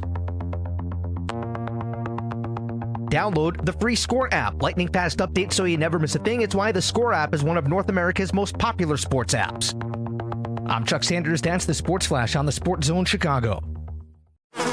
So sticky. At Hannah's Organic Honey, business may be sweet, but they need an e-commerce queen bee to lead the hive. Okay, these jars are going to Jakarta. Oh, wait a minute. Does that say Jackson? Indeed can help them hire great people fast. I need Indeed. Indeed you do. Schedule virtual interviews and talk to candidates right from your employer dashboard. Visit Indeed.com/credit and get $75 towards your first sponsored job. Terms and conditions apply. If you're worried about your borderline blood pressure, hear how others are taking charge with Garlic Healthy Blood Pressure Formula. Garlic works safely and naturally to support my blood pressure. Garlic Healthy Blood Pressure Formula has a custom blend of garlic, vitamins, and minerals, so you know it works. No garlic taste, no garlic breath. Take charge of your blood pressure with Garlic Healthy Blood Pressure Formula. These statements have not been evaluated by the FDA. This product is not intended to diagnose, treat, cure, or prevent any disease. The term natural references only the garlic in the product. Use as directed.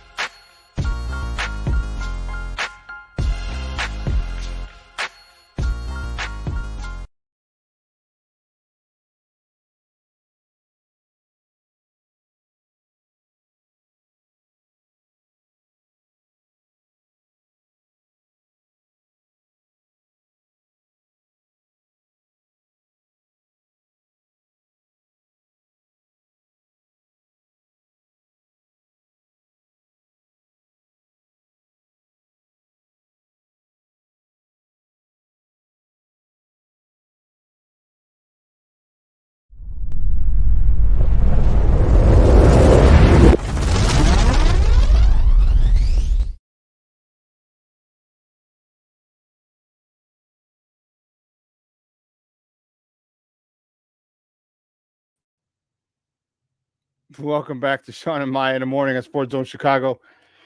We just got off with we just got off with our guy Frank Schwab. Man, that was good stuff. Good stuff. But you know what? I want to bring in our next guest. Guys, you know who he is. He's the host of one of the hottest shows here on SportsZone Chicago. He hosts with his cousin Lance Irvin. He is. You can find him on Twitter at JCoyden. It's JAYCOYDEN. Guys, let's welcome back Shawn and Maya, Jason Palmer. Jason, what's up, Papa? Hey, what's up, man? Happy Earth, Wind, and Fire Day. Where the hell is Ken? This is the day I need Ken. This Earth, Wind, and Fire Day.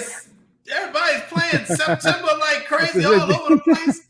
And Ken is nowhere around on this show. I'm disappointed in him. I got my Maurice White photo up behind me. Jesus Christ, Ken. Ken's doing his own thing. We miss him, man. We miss him. So hey, thanks for hopping on, man. We just got off with Frank Schwab from Yahoo Sports talking Bears. I want to talk a little Bears with you, then transition into the good guys on the South Side. Who was a surprise for you that didn't stick? Who's a surprise that got cut? I don't care if they're coming back on the practice squad because someone could pick them up. Who was a surprise that the Bears cut yesterday in cutdown day? That's a good one. That's a good one because I wasn't expecting them to cut as many prominent people as they did. I shouldn't be surprised at Riley Ridley getting cut, but I'm happy for him because I just think Matt Nagy didn't know what to do with him and that he got in his doghouse when he told Nagy about himself. So, the surprise. I will say this. You and I have talked about the fullback position and why we feel it's necessary. I think Ryan Nall is going to be missed. You think so? I think he's going to be missed. I think when you need someone out there to be that blocker, I mean, you're a running back. You know how important the fullback is. I don't know, man. I just think this Nagy offense has been exposed. I don't think it's going to get no better. But I think not having a guy like Ryan Nall in that backfield is going to hurt them in them short yardage situations and goal line situations. I don't think he's going to be. He wasn't one. I was never a big Ryan Nall fan, truth be told. I was surprised. I was surprised with the Charles Snowden one. All right. Okay. No, trust me, Charles Snowden, he's an undrafted free agent out of Virginia. But this guy is a sack specialist. Okay. This guy is a quarterback sacking machine. And you cannot place a value on those types of guys. When they're coming, like his only job, he comes in, you got one job, sack the quarterback because it's third down. You know, don't worry about the run. You don't have to stop the run. If they run a draw underneath you and they get a first down, then that's our fault. But you don't worry about it. You will get the quarterback, see ball, get ball. Go get ball. Here, have him smell a football. Go get ball. That's what you do with Charles Snowden. Now, he'll probably end up being on the practice squad, but yeah, I don't know. That was probably my biggest one. Ridley and Graham, their other cornerback, because they're really light at thin. They're thin. Yeah. That's enough. Yeah, I agree with you on the cornerback. I mean, I don't know, but we've said Nagy and Pace don't know what they're doing, so I don't know how any of this is really too shocking for us. I don't know. We'll see, man. We'll see. That's all I can say. I'm not confident in Nagy or Pace, which is why I'm happy football season's getting ready to start. But my expectations are still, this is going to be a mediocre team. Well, it all depends.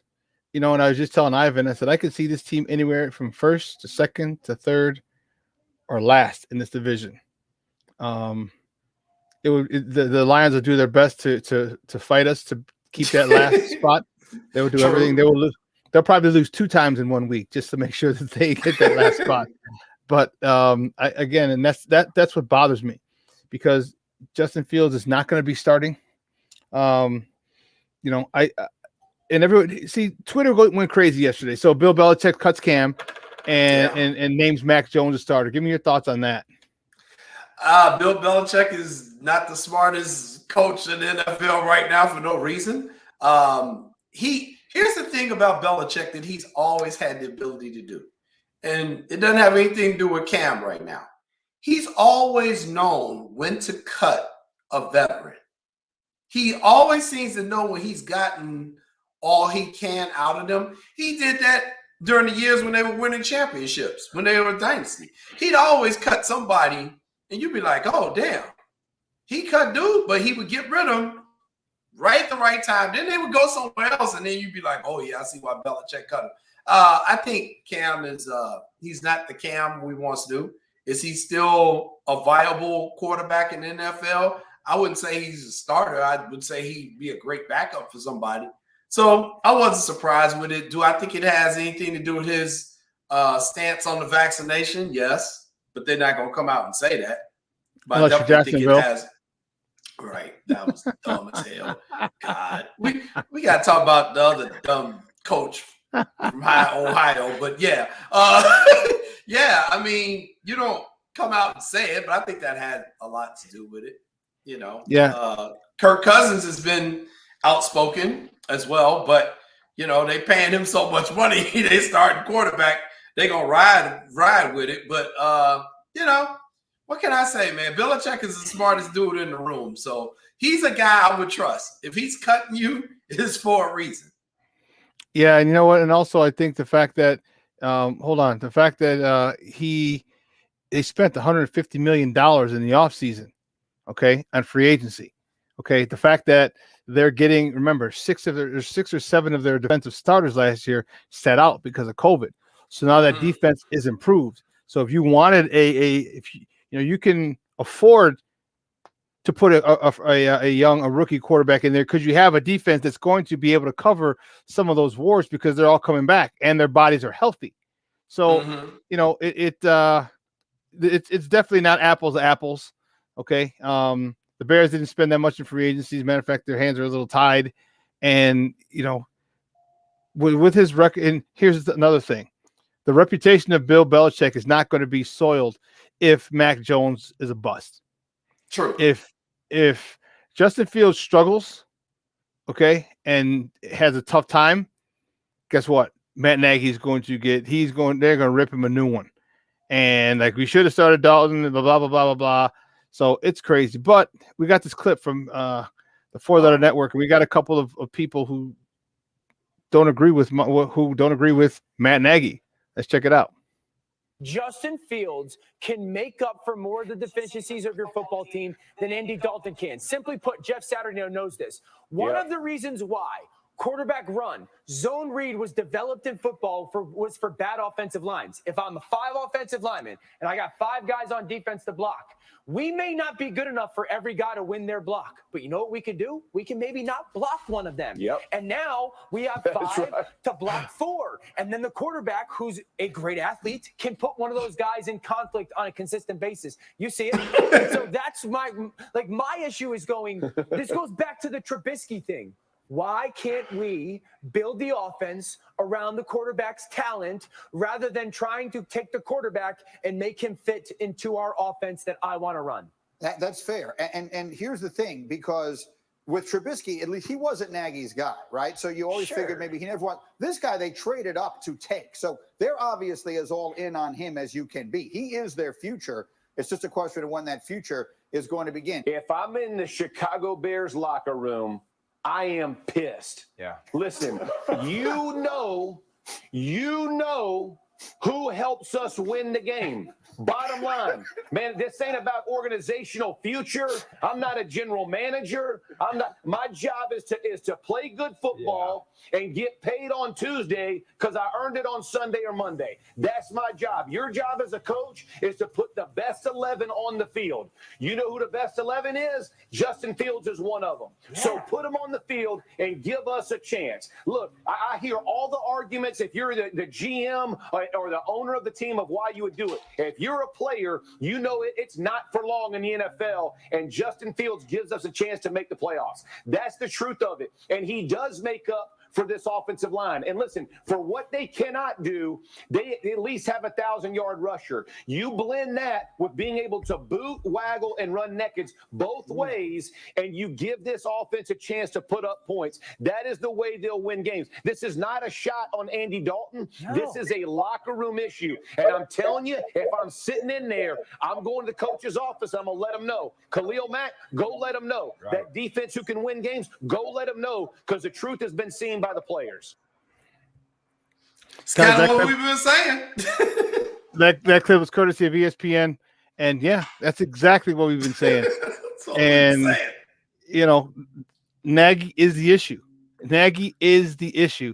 And when you get that, I mean, how many times have we said that? I've said it ad nauseum on here. Ad nauseum has the amount of times that I've said it. This guy is not he's not ready. He's not ready to coach this offense, and part of it is this. And I asked Ivan this earlier. Is it not, can he develop a quarterback? The obvious answer, the easy answer is no. Okay. Easiest answer is no, but he didn't want Mitch. And I said, that's like when you're dating a girl, you ain't been having any fun. So, you start dating a girl for a little while and you know, just like, you know, you don't call her all the time, and maybe once a day or every other day. And, you know, she's cool with it. She's happy. She's got her own thing.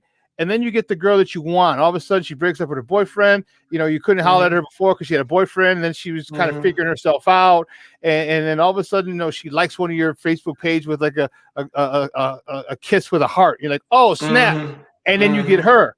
You're going to treat her a whole hell of a lot different than you're going to treat that other girl who was just a little pasatiempo, or, you know, just a passage of the time.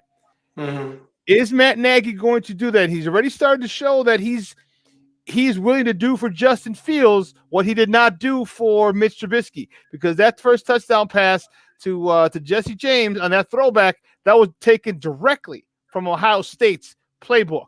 And you've shown it. It's been seen all over social media, except in Ohio State it was run to the right, and this time it was run back to the left. He's already making accommodations for Justin Fields that he didn't do for Mitch, which he should have done for Mitch to get the best out of him.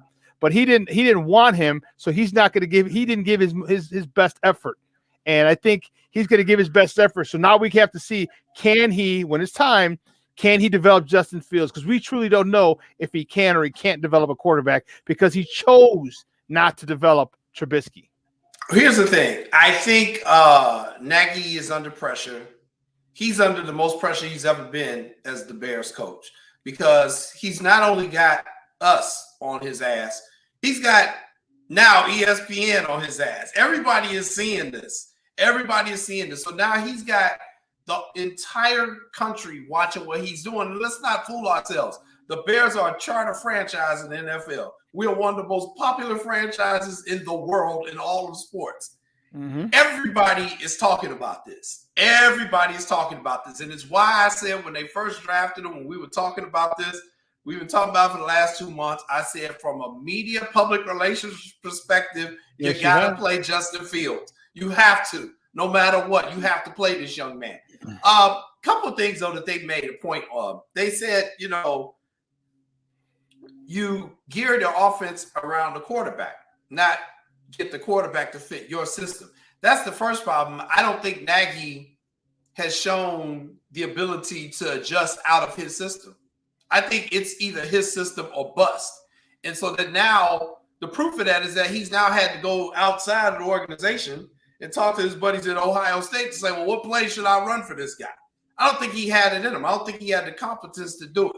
That's the first problem. Valid point. Very valid point. The second thing, which is probably even more important, is what Jeff Saturday said. It's got to be the guys in that locker room who are going to go to him. I said it the other day on my show when I was talking to Ivan. There has to be a mutiny within the locker room. It has to be a hostile takeover. There has to be a coup d'etat within the Bears locker room in order for Nagy to understand, look, man, you ain't running this. We're the ones out here risking our life. We need the best weapons on the field with us to get this victory. Why hasn't there been? I don't know. I don't know. See now. Do you guys believe? Do you guys see Andy Dalton being? Let's see what we have with Andy Dalton. Let's see what we have with Justin Fields. If Andy Dalton fails, do you think guys are in that mentality? Like, guys would go ahead and voice their opinion if they wanted something. I mean, like why not? Like, why wouldn't you? Especially if the only guy is Akeem Hicks.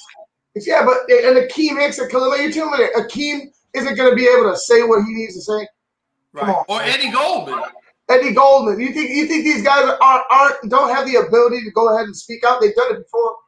The only thing I can say to that, Ivan, is if they are, you know, he shot a hostage. Let's be honest, okay? So what he did to Ridley may have had an effect through the locker room. You know, he shot a hostage. So maybe they were like, well, damn, my man got the gun. He's shooting folk. So maybe that's why they said, well, I'm not going to do that because of what he did for Ridley. But I agree with you guys. There's got to be the guys in that locker room. First of all, they should have that relationship with their coach where they can just go to him and say, look, man, coach, we respect you and all, but we feel more comfortable. Right. I've seen it. I've seen teams do it. Hell, I've seen high school players go to their coach and say, coach, this is kind of working. You kind of probably need to let us do this. I don't know why they're not doing that. But I do think there's going to get to a point, Shawn, where they ain't got nowhere else to go. So I Here's would why, say these Jason. first 4 weeks are going to be interesting. Here's why. Eddie Goldman just got back off of COVID, off of missing for COVID. I don't think he feels he has enough leverage. Okay. Then you have Akeem Hicks, who's trying to get another contract, okay, with the Bears. I don't think he wants to rock the boat. The only other guy who has that type of gravitas is Khalil Mack. And if Khalil Mack talks, they will listen. And he's not that type of guy to do that, in my opinion. I don't see him as that type. I was telling Ivan, if you remember back in the early 90s, when Emmitt Smith held out in the Cowboys, and they had a rookie running back, and they went 0-2, and Charles Haley went ballistic on Jerry Jones. Now, that's a billionaire owner who's writing your paychecks. He didn't give a damn. He goes, we ain't going to win another fucking game with this running back. You signed, give Emmitt his money. Sign Emmitt Smith. Get him in here. And guess what? Emmitt Smith was signed.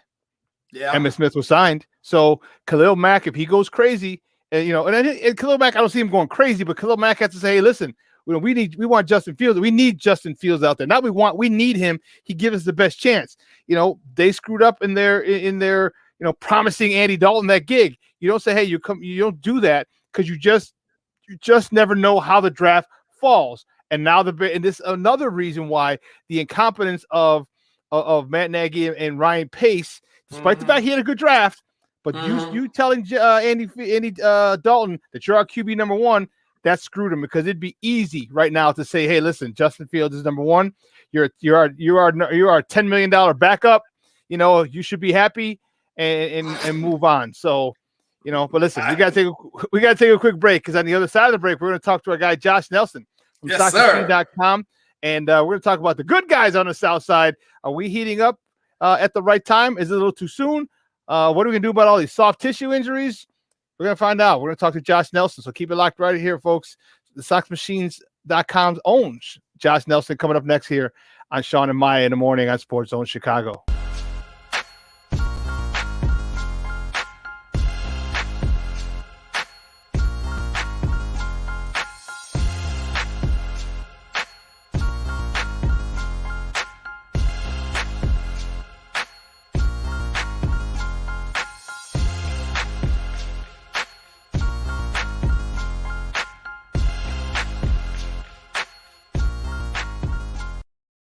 AutomotiveMap.com presents the Sports Flash on the SportsZone Chicago.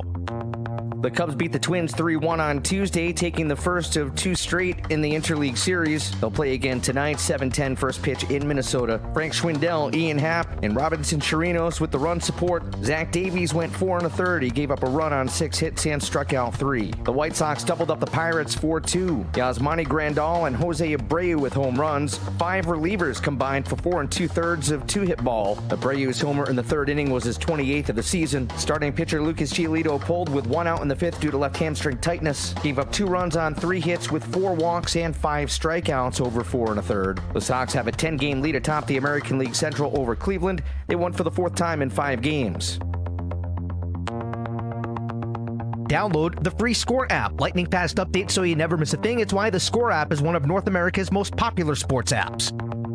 I'm Chuck Sanders. That's the Sports Flash on the SportsZone Chicago.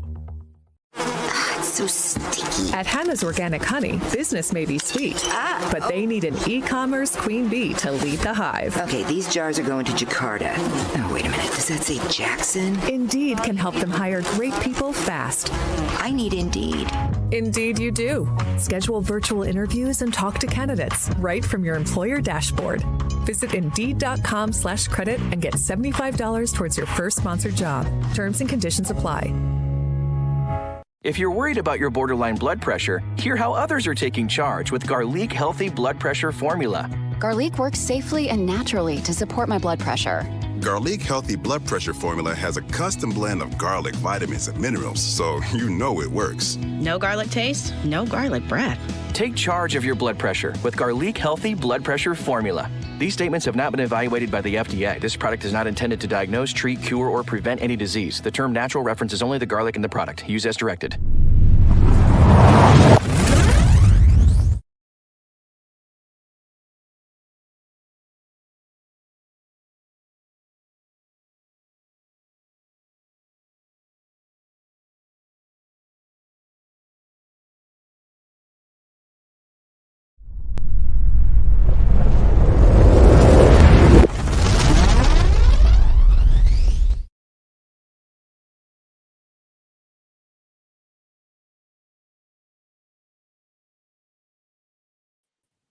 Welcome back to Shawn and Maya in the morning at SportsZone Chicago with my guy Jason Palmer, and I am excited to talk to our next guest. He is the host of the Sock Machine podcast, and man, he's blowing up, and I love it. I love to see when good people start to be successful. You can find this guy on Twitter at SocksMachine_Josh. Guys, let's welcome back to Shawn and Maya, Josh Nelson. Josh, what's up, buddy? How are you? Oh, he just fell off. Yeah, we just lost Josh. Then he's back. Hey, Josh, how you doing, buddy? I'm doing great. How is everyone doing today? Wonderful, wonderful, wonderful. After that Doing beat great. down to that 4-2 beat down of the of the Pittsburgh Pirates, those bottom feeders, I'm feeling great about myself. Yeah, Pittsburgh made it interesting last night. Obviously, the 2 home runs from Grandal and Abreu were big, but even though there's a lot of guys in their lineup that people will look at and say, "Who's this guy?" I give them credit. They fight hard still, even though their lineup is mostly AAAers. They go out and they play hard, but you can tell the difference that there's a pretty big drop off in talent comparing the White Sox and the Pirates. But it was only a 2-run game last night, so Pittsburgh, for whatever reason, the last 2 years gives the White Sox more headaches than expected. So should Sox fans come off the ledge, or should they even be on the ledge with the 2 pitchers who were hurt? So Lance Lynn, before the game, he's put on the IL, the 10-day IL, and then yesterday, Justin Fields. I'm still stuck in Bears. Justin Fields, our right-handed pitcher, Lucas Giolito gets taken off, or he leaves the game early with some hamstring tightness in his left hamstring. Should Sox fans be a little concerned about this, or is this just the Sox being overly cautious and kind of giving him a built-in rest before the stretch and the playoffs?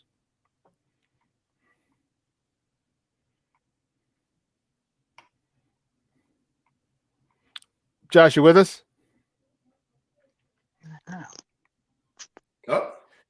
Josh, you with us? Yeah, I'm still here. Can you guys hear me? Yep, now we can. Yes. Yeah, sorry about that. So Lance Lynn, no, I would not be concerned. Mm-hmm. Lucas Giolito, maybe. It really depends on the MRI and what the MRI says, because Giolito came out in the press conference after the game last night, and he said that it feels like my left hamstring, and it feels very similar to the hamstring injury that I suffered a couple years ago in 2019, that he almost missed the entire month for recovery, but he doesn't think it's that serious. Let's see what happens after a night's sleep. And they take him to the MRI, because Tony La Russa was saying it's a knee injury. That's what it looked like to me. So we need more clarification here. And the reason why it's maybe, Lucas Giolito is a tall dude, and that left leg is his plant leg. And if he's not feeling comfortable, or that plant leg's not 100%, it's really going to be hard for him to, well, 1, command and control his pitches, 2, to be able to hit 95, 96 miles per hour, because you really need to have a lot of confidence in your plant leg to get your body into that type of motion, close to 100%, moving forward to the plate, to be able to extend on the mound and plant securely to get your entire body flow through the pitch to hit 95, 96 miles per hour. If he doesn't, he may sit at 91, 92 miles per hour, so he doesn't, wreck his hamstring, and he could still do it at a, workload that can get him through 90 to 100 pitches. But Lucas Giolito throwing 91, 92 mile per hour fastballs is a much different pitcher than a Lucas Giolito who's hitting 95. And we have seen this in the past. So at this moment, no, Lance Lynn, I just think it's rest. Lucas Giolito, maybe. Let's see what the MRI says. Yeah, Josh, I thought it was his knee too. To me, it looked like he hyperextended his knee when he lost his footing going for that little broken bat hit that they got. It looked like when he slipped on the turf, he hyperextended his knee. When I saw him hopping around the mound, That didn't look like a hamstring hop. That looked like I hurt my knee hop. Right. And maybe what he's feeling is behind his knee. And that's why I think we just need to wait. And I wouldn't dispel anything. The White Sox do an amazing job of downplaying injuries and have them linger on and forcing everyone to continue to ask questions of where is player X. Great example of that's Adam Engel. Adam Engel has a pulled hamstring in spring training. We expect him on opening day.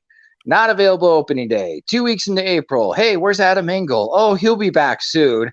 It's May 1st. Hey, where's Adam Engel? Oh, he might be joining us next week. It's like you tell us that he's going to be out for 2 weeks, and he ends up being close to like 6 weeks that he's out. And, Adam Engel is supposed to be going on a rehab assignment, but, lower leg injuries, or I should say hamstring injuries, these soft tissue injuries are always tricky. And the White Sox, it's just not Lucas Giolito. It's also Tim Anderson as well, that they're trying to manage these injuries and try to keep guys fresh for October. But if the news is good, and if Lucas is right with his self-diagnosis, that it's just hamstring tightness in his left leg and the MRI is clear, then White Sox fans can have a sigh of relief. But if it is something a little bit more serious, and if he's going to be out for the rest of September, then there might be some concern, because you may not have Lucas Giolito ready right away for the American League Divisional Series. You know what? I'd be more, my hair's on, running around like a chicken with his head cut off, or running around like my hair's on fire, even though I don't have hair, if we didn't have Dylan Cease. And I think Dylan Cease has made a lot of strides this year. In the last 10 games, he hasn't given up more than 3 earned runs. I think he's really starting to settle into that role in the pitcher that we had. And I'm not saying he's Lucas Giolito by any stretch. What I'm saying is I think he'd be fine pitching. And this is a good problem to have, Josh. We've never had this type of thing since 2005, when we had 5 pitchers you could literally throw out there as a number one. If you recall the American League Championship Series, it was 4 complete games and like 8 1/3, 8 2/3 for Jose Contreras. So with almost 5 complete games in that. So, I want Lucas Giolito to be healthy, obviously. But if he's not, I'm more than okay with going with Rodon, Lynn, and Cease in that in the 3-man rotation for the playoffs. Your thoughts if that happens?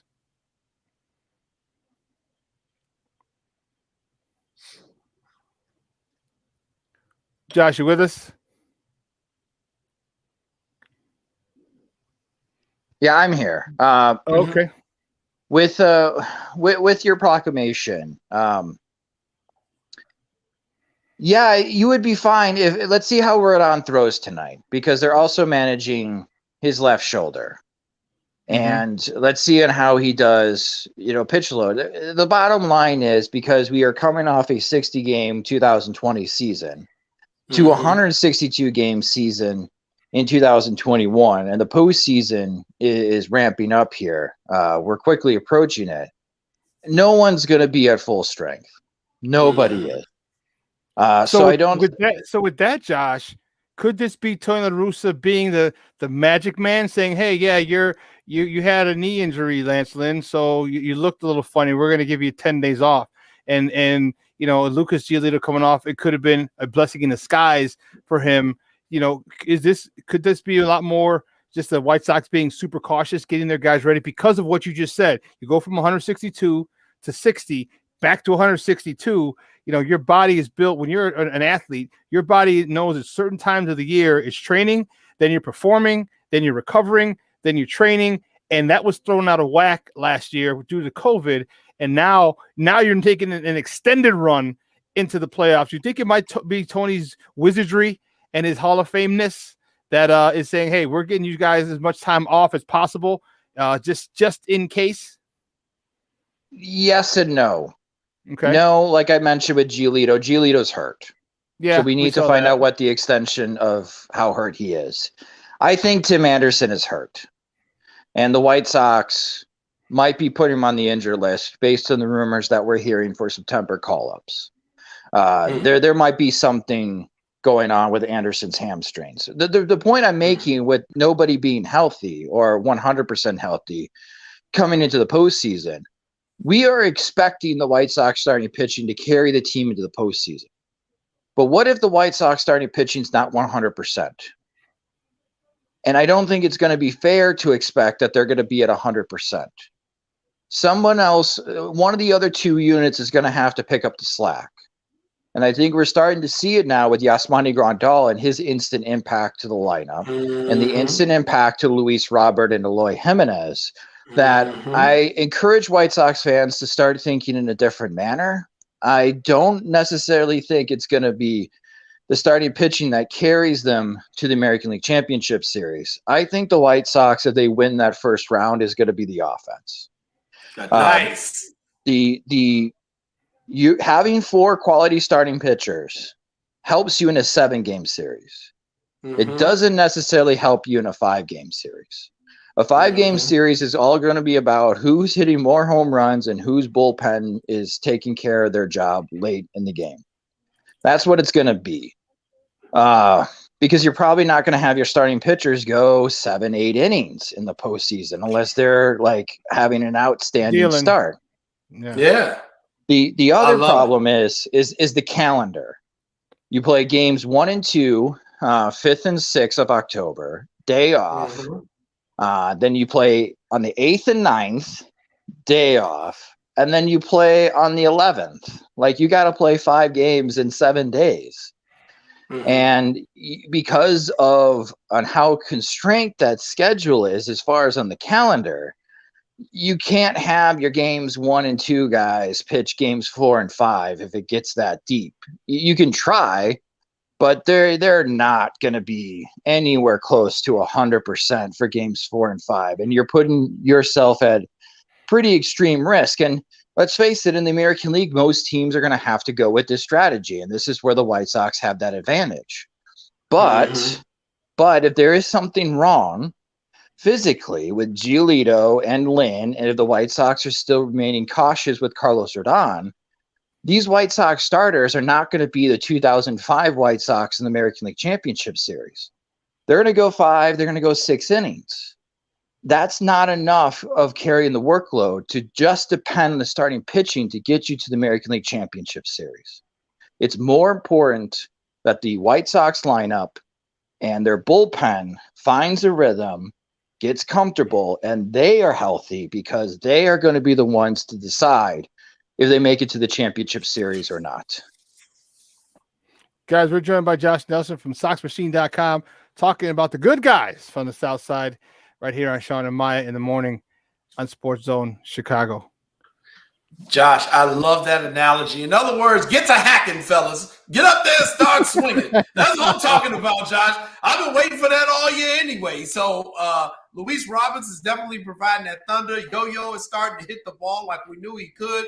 The White Sox, I've always felt, once they have full throttle, would have the best offense in baseball. But without Tim, who will we have batting leadoff? Because we've seen our second baseman is not a leadoff hitter. Tony has finally figured that out. He tried Luis Robert up there yesterday. If Tim is out for an extended period of time, Josh, who are you batting leadoff? I think I would go with Yohan Moncada, because while Yohan Moncada is not hitting home runs, as you mentioned, Moncada is hitting. He's got a 15-game hitting streak right now, and he likes taking walks like Grandal. So if you have a lineup of Moncada, I would have Robert bat second, Abreu third, Jimenez fourth, Grandal fifth. I mean, that is an incredibly dangerous 1 through 5. It is. Those are guys that are hit for a lot of power, and they're willing to take their walks. And then you go into your Brian Goodwins and then your Andrew Vaughns, and you got to take those guys seriously, because if you don't, they're going to take you deep. And yeah, Cesar Hernandez he's slumping since he's joined the White Sox, but he's a major league hitter and he's a switch hitter, so he's always going to have the platoon advantage. And yeah, that is a really, really good lineup the White Sox would have. And you probably have Luis Garcia at shortstop if Anderson can't go. So then what you have, if you come across a situation where you're facing the 8-9-1, they're all switch hitters. So later in games, you're gonna be at a disadvantage. Now you're probably gonna move everyone over to the right side and have a lefty out there. But if that lefty screws up, you're obviously gonna go to a righty. But if they don't do their job, you got guys on base for Robert Abreu Jimenez. Man, that's dangerous. That's a dangerous way to live right now against the Chicago White Sox, and that's how big innings happen. So I think that's the direction I would go. I would have Moncada lead off right now and have him bat in front of Robert, because Moncada takes a lot of pitches. He's not overly aggressive, and he's on a hot streak right now. He's got a 15-game hitting streak. And then I guess just a quick follow-up to that. So Lynn is going to be out. So we already knew someone was going to have to go into that starter's role. Now if you have Giolito out, is this finally a chance for them to start Michael freaking Kopech and put him in that start lineup? Because I don't care what anybody says. Kopech wants to start. He's living with his role in the bullpen, but he really wants to start. And how quickly would they be able to stretch him out to get him into a starter's role? I don't think La Russa is going to have Kopech start, because La Russa wants Kopech to start feeling more comfortable pitching back-to-back days here pretty soon. Trying to get him to keep the mindset of you're coming out of the bullpen in our most important games of the season, and stick with that and continue to work through it. He pitched really well last night. The slider was on point for Michael Kopech, and that's starting to become like his most important pitch, and to be able to tell right away if this is going to be a good or bad outing for Michael Kopech is going to be a slider. I think they're going to keep Kopech as far as pitching out of the bullpen. Maybe they have him open a game where they give him the ball and say, you got 40 pitches. See how far you can go. There is a doubleheader coming up, at least one in Cleveland. We are entering September. A cold front has moved into Chicago. It rains in September. If there's more future double headers coming up, sure, I could see Kopech getting one of those starts like he did at the beginning part of the season. But Ronaldo Lopez is taking Lance Lynn's one start, and the White Sox feel pretty confident that Lynn's only going to miss one start. So when Lynn comes back off the injured list, he's going to be right back into the rotation. And when he comes back, and if Giolito, let's say the injury is going to take him out for a couple of weeks, then you could still have Lopez make Giolito starts. It's not necessarily the White Sox need to have two starting pitchers right now on their what is now a 28-man roster, because rosters expand today, to fill in for Lynn and Giolito. They can play around a little bit. But to answer your question about Kopech, I don't expect him to start games in replacing Giolito if Giolito's out for a while. I expect that to be Lopez, because the White Sox are counting on Kopech to take on the 6th or 7th inning in these upcoming postseason games. And they still want him to be in that role and try to think and go through the daily activities to get himself better and ready for that particular role in the postseason. Hey, Josh, one last question for you before we let you go, and we appreciate your time this morning. This 8th and 9th inning scenario, how would you play it out? It seems that Kimbrel has had his issues in the 8th. Liam Hendricks has already said he doesn't care where he pitches. Do you try a switch? Do you try Kimbrel or Hendricks in the 8th and Kimbrel in the 9th, or do you keep Kimbrel in the 8th, Hendricks in the 9th, or do you just alternate whoever closes that game that day, depending on matchups and who's hot? Ultimately, I think it ends up being the third option that you mentioned, because if the White Sox get into like the 8th inning, and let's say because of platoon, they went with Aaron Bummer to start the 8th inning because of a lefty, and they get into some trouble. We saw this in Toronto when Kopech got into trouble late against the Blue Jays. La Russa has no problem going to Hendricks for 5 or 6 outs. If Hendricks has to have one of those saves in the postseason, they may give him the next game off because they have Craig Kimbrel in tow, and they can go to Kimbrel to close out the 9th. That's how I could see Kimbrel closing out postseason games, is if Hendricks has to have an extended outing the day before. But Hendricks will want the ball every single day. That's just the mentality that he has.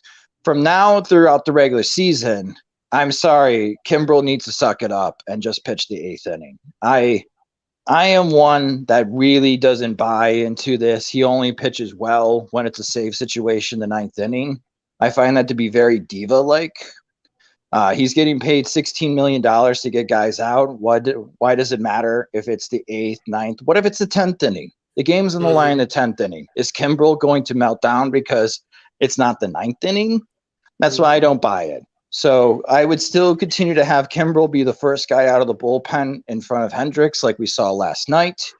But that doesn't mean Kimbrel won't have save opportunities in the postseason, like I mentioned. If they go to Hendricks to try to get 5 outs or the final 5 outs, and we know that Hendricks has given up home runs this year to either tie the game or lose the lead, then I can see the White Sox keeping Kimbrel back just in case. And I wouldn't be shocked if Kimbrel does pick up a couple postseason saves in that situation. Okay. And one last comment, and is this. Yesterday I saw him. I had seen Kimbrel kind of being not in tune with the team. He just come over, from the north side to the south side. He just never seemed comfortable to me. Never saw him smile. Never saw much. Like he still was an outsider on this team.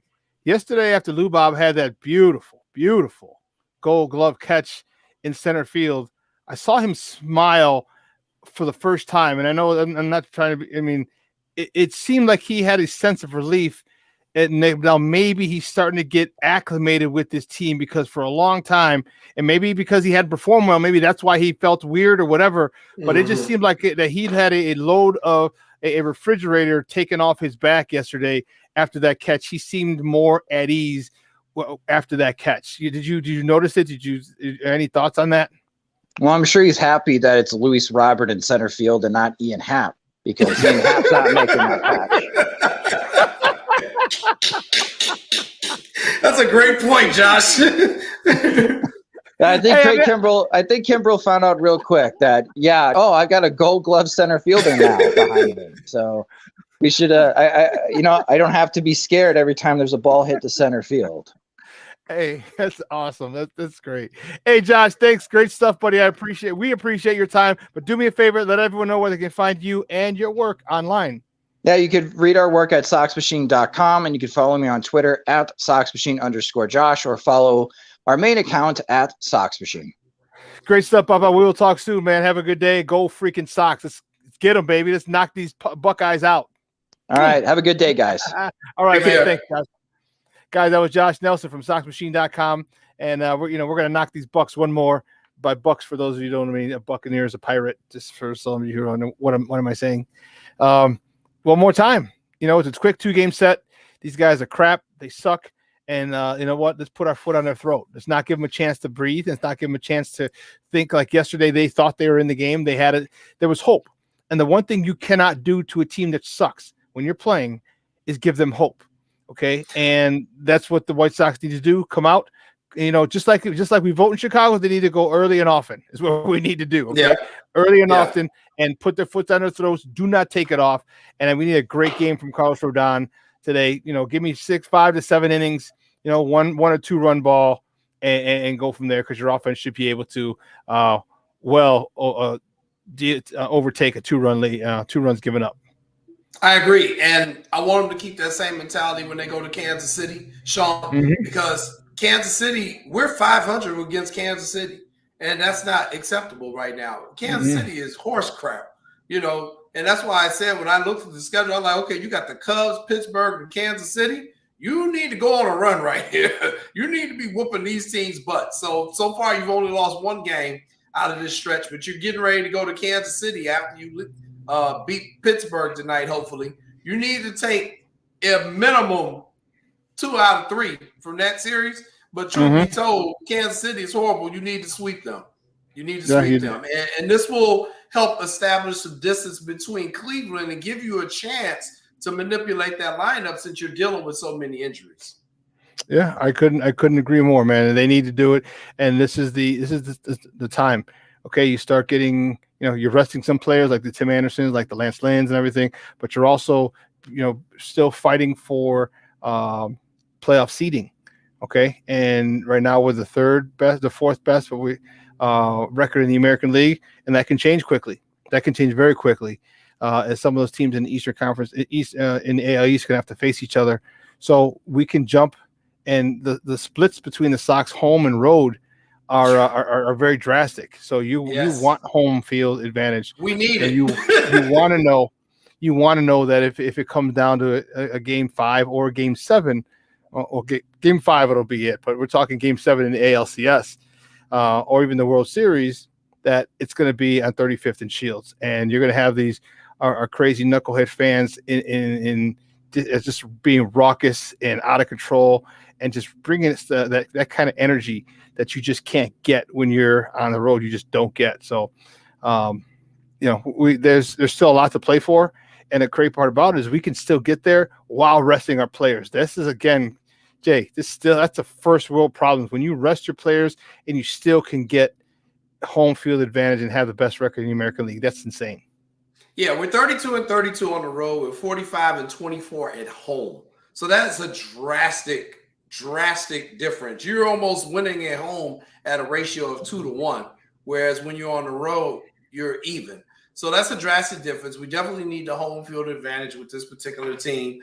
I agree with what Josh said, though. It's going to come down to our offense. It really is. It's going to come down to the offense and us just being able to mash the baseball better than other people. The rate is a home run park. Once we got our team back, we're now starting to see the ball fly out because we got our regular starters in. But this is going to be very interesting. We also need, and thank you, HR, for saying that, about keeping Keuchel and Bummer off the mound. That's why I kind of disagree with you, HR. You actually need Keuchel now to step up because you've got these injuries going on. He's a veteran. I still think Keuchel has it in him. I'm not saying he's the Keuchel of 4 years ago, but I think Keuchel has enough that he's going to be a formidable starting pitcher in the major leagues, and I think he can step it up in the playoffs. Keuchel is now going to be really important. That Giolito is probably going to be lost maybe for a period of time, and we know Lance Lynn is on his rest. He's going to have to do it, man, especially if they're not going to stretch Kopech out.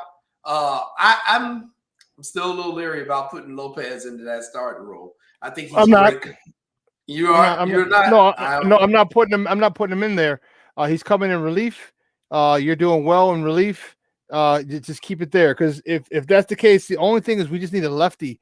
And Crochet hasn't been that bad, and I'll give him that. But because if you can get lefty, righty, and then the closer, you get 7, 6, 7, 8, or 7, 8, and then the closer, whether it be Kimbrel or Hendricks, I'm good with it. I am good with it, because Ray Lopez has done one hell of a job. But hey, man, his baseball career, his baseball life was on the line, dude. It was on life support, because I didn't expect him to be back this year. I did not expect him to be back at all, and just kind of fade off into the sunset. He got one last shot, and man, he clutched that with every ounce of his being, and he made the most of that opportunity, boy, because he's definitely on that playoff roster, and he's definitely going to come in. He's going to be a big asset to us, down the stretch, and whether it be spot starts, whether it be middle relief, something. He's going to be a big asset to us moving forward. Yeah, he definitely showed confidence in that last outing when he had to come in. I mean, he wasn't just pitching well; he was dealing, and he was giving some attitude.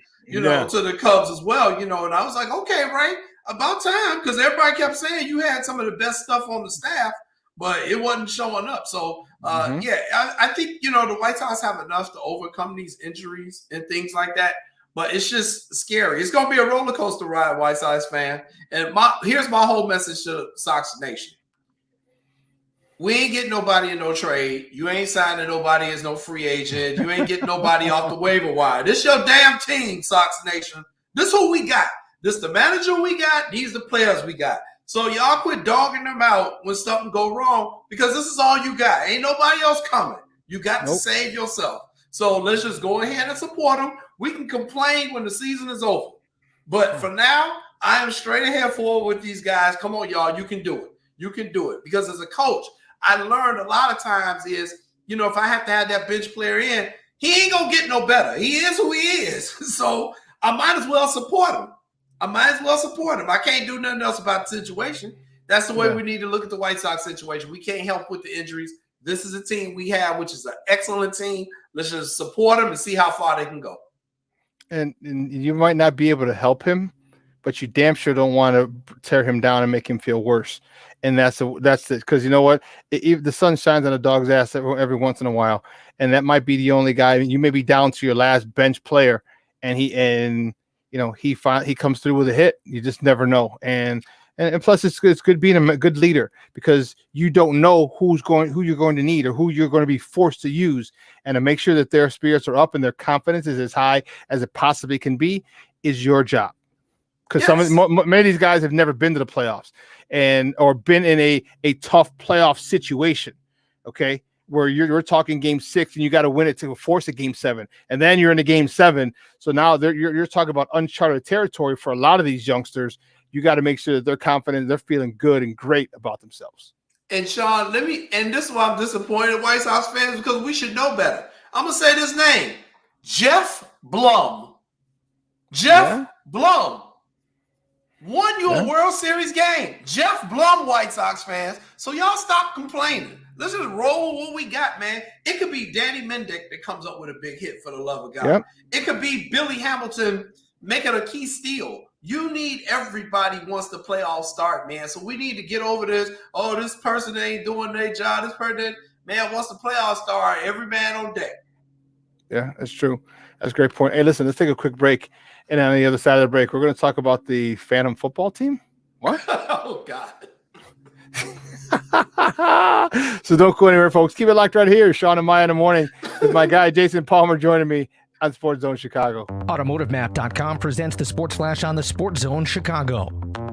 The Cubs beat the Twins 3-1 on Tuesday, taking the first of 2 straight in the Interleague Series. They'll play again tonight, 7:10 first pitch in Minnesota. Frank Schwindel, Ian Happ, and Robinson Chirinos with the run support. Zach Davies went 4 1/3. He gave up a run on 6 hits and struck out 3. The White Sox doubled up the Pirates 4-2. Yasmani Grandal and Jose Abreu with home runs. 5 relievers combined for 4 2/3 of 2-hit ball. Abreu's homer in the 3rd inning was his 28th of the season. Starting pitcher Lucas Giolito pulled with 1 out in the 5th due to left hamstring tightness. Gave up 2 runs on 3 hits with 4 walks and 5 strikeouts over 4 1/3. The Sox have a 10-game lead atop the American League Central over Cleveland. They won for the 4th time in 5 games.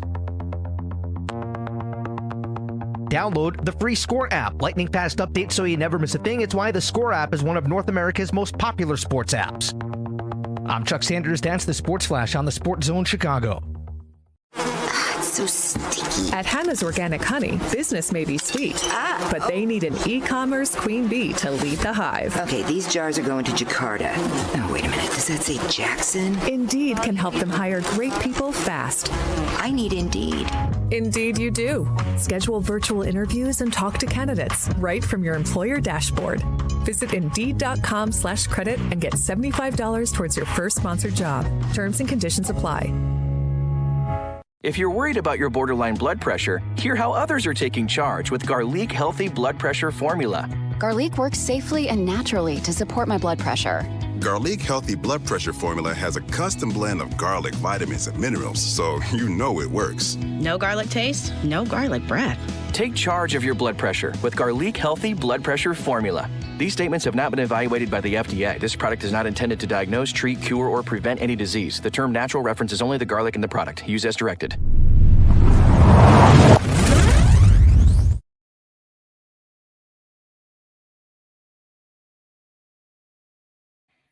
Welcome back to Shawn and Maya in the morning on SportsZone Chicago on this Hump Day edition. Man, it's gonna be a beautiful day here in the Chi. High of 78, dude. 78 degrees. That's what I'm talking about. And don't get me wrong, I love 85, 90, 95 because I got some people with a pool.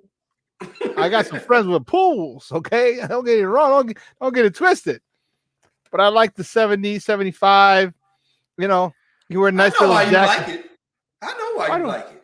Why is that? Because this is reminding you of football weather, and it's telling you football season's around the corner when you get days like this. It does. and and back coaching again feels good. I'm coaching for Midwest Prep. It's a prep school out here in Orland Hills, and it's great. We had a scrimmage on Sunday against Benedictine. We beat them 6-2. It was good. I got a question for you though. Is Midwest Prep, is your address located at a duplex? Or do you have an actual school address? As we get ready to talk about our next story. I mean, don't tell me Midwest Prep is a school and I go to show up for a game and it's at a U-Haul facility. Well, it's not a brick and mortar. Okay. Not a brick and mortar. It's an online, the kids have online courses, so they get their gen eds, they get a start on their gen eds. But it's not like it definitely isn't like the situation that we're about to talk about. This thing was this was crazy. This was crazy. Nuts. And so for those of you who have not heard, wow, there was a school, and you can put this guy's picture up. This guy's picture, they was it Roy Johnson? That is this guy's name. Well, that's what his technical name is, Leroy Johnson, but okay, it's Roy. So he bamboozled ESPN into thinking they were a real football program, and he was using to get on a national TV game, a nationally televised game. That's what I wanted to say. And they're playing with like 17, 18, 19, 20-year-old young men against high school kids. They lost 50. They played 2 games. They lost 56-0 to IMG. And if you don't know what IMG is, where all the studs go, okay, to play football. It's like $80,000 a year. They have it's crazy. JJ McCarthy, the kid in Michigan who went to NAS from Illinois. Okay. He went to IMG last year, won the national championship with that school. But they found out that there was no they were not an accredited football program in the state of Ohio, and this guy is found out to be a con man. So allegedly he got fired from this fake institution that he works at, apparently. So did he really get fired? So did he really get fired? So that's the question. Like Kramer said, but I don't. He goes, "You're fired, Kramer." I really breaks my heart. He goes, "But I don't really work here." Right. I don't even really work here. He goes, "I know. That's what makes this so difficult." So yeah, how they got to do this and get on ESPN, it's hilarious. It is, but it's also dangerous because you get high school kids who are playing against grown men. Now, mind you, that's 3 years of, if they're lifting, strength, football knowledge, and you have these kids play, you put them in harm's way. And you really could, imagine a 21-year-old kid. And that's why football, you'll never see a kid go right from high school to the NFL. Pros. Never. Not even after freshman year. No. And that's why the NFL won't allow it. They say you have to be out of school 3 years. You have to graduate high school. You have to be out of high school for 3 years before you can enter into the draft. There's some cases if you go hardship, but even those, that's more basketball than anything. Now it's basketball, right from.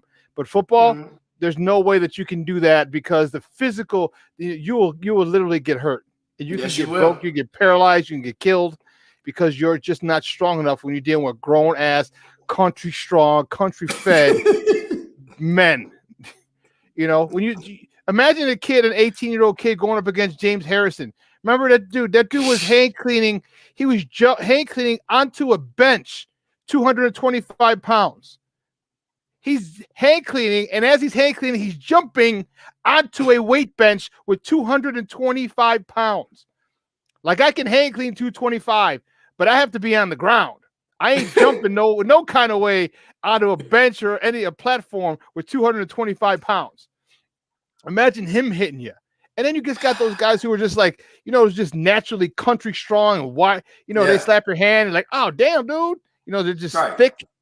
dude, they would hurt. They would really, really hurt some kids. And he put those kids, the kids at IMG and the other school that he played, he put them in harm's way. He should be arrested, and he should be locked up and the key thrown away because you man, and for what? So here's the latest update on this guy. So this is just so hilarious. It's funny, but it's not funny. Okay, so here's how I'm gonna give him his props. Because he conned everybody. I don't care what they say. They got, okay? Yeah. The fact that he got this far with it, it was on ESPN drinking water and allegedly coaching. The fact he got this far with it, his con game is strong. Yeah. Here's the other part of it. He got this far even though he got an arrest warrant out for him. He got a warrant out for fraud. For fraud. And for domestic violence. So he's a wanted man. Now, most wanted people, they try to blend in. They try to, not stay low. Get caught, stay low. They going up in jewel hiding from the security camera.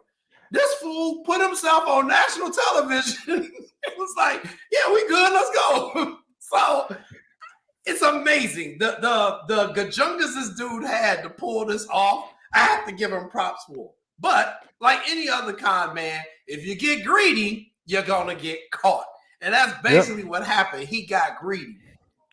But just from what you just said, though, the seriousness of this is that the guy should be arrested and charged with child endangerment.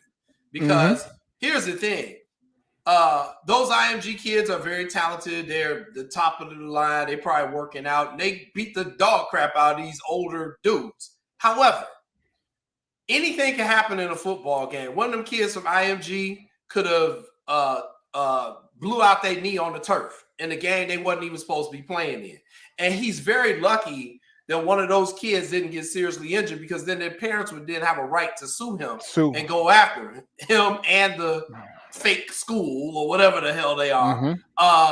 And criminal charges could be filed. Now, from what I was told, he's already got the warrant out for him, so they're still looking for him. I don't know how they hadn't found this dude yet. But there could be additional criminal charges of child negligence just because he played the game. Also, the fact that, and you and I even can speak on this, and I even had a problem with this when the public league would do this late in the season, and they still kind of do it when you have a team that's qualified for both the city playoffs and the state playoffs, and you're kind of playing them games, in my opinion, too close together. This dude had just had his team play that Friday night, and then he had to play again on a Sunday. That is, you don't do that to no football team. I mean, the NFL players are still mad when they got to play on a Sunday and then a Thursday.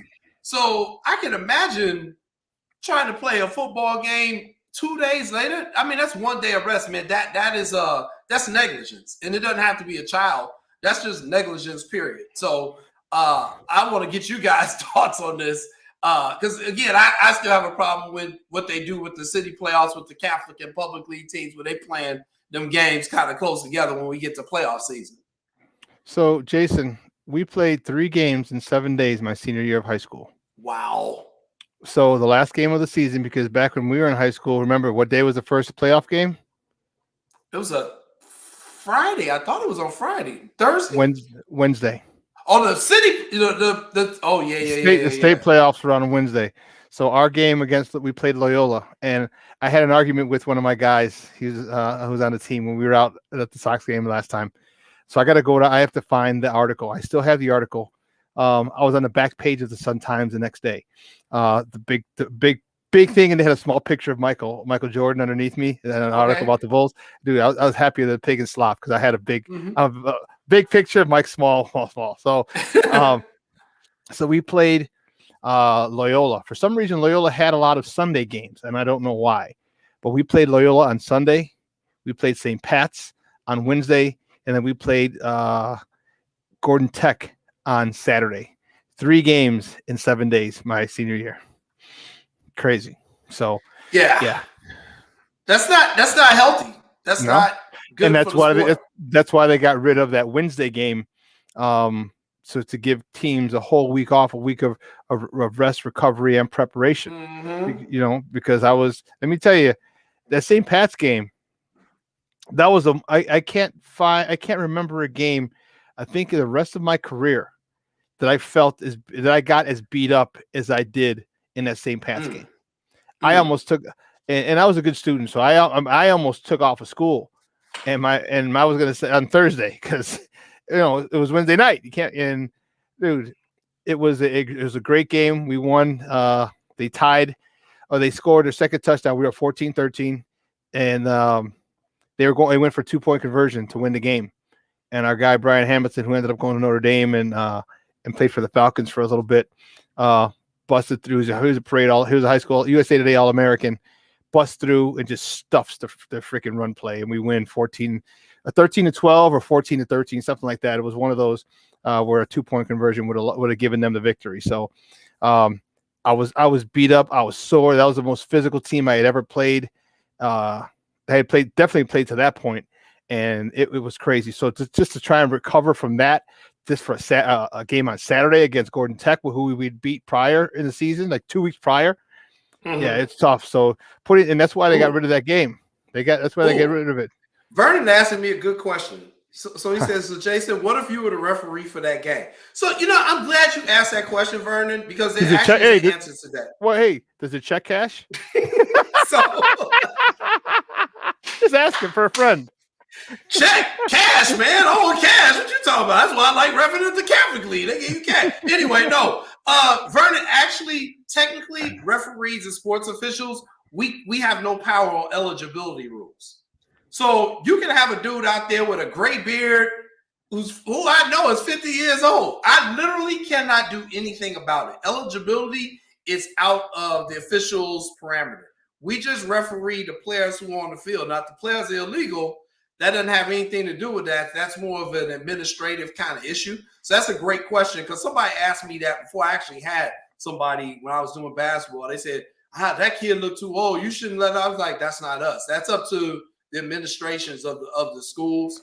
So the referees are kind of out of that, and it protects us legally as well. So we can't be sued saying, hey, y'all let this dude play. So that's a great question. But yeah, I mean, people who I know who were watching that game said, just from watching the game, they said something didn't sit well. It didn't look right. Like, they could tell, like, the class of one team and the other. And those ESPN games are supposed to be like, teams that are very evenly matched with a lot of talent. And everybody said you could tell in the first 5 minutes it was something not right with this game. So yeah. I just can't believe that this dude. It's amazing to me that he pulled it off. Here's my only thing about people. If you've got this level of talent and skill, I just wish you would do it for the good of the world.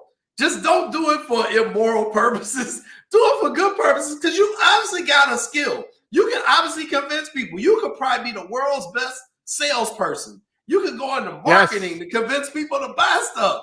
Just use your God-given talent for the good of the world. My man got on ESPN.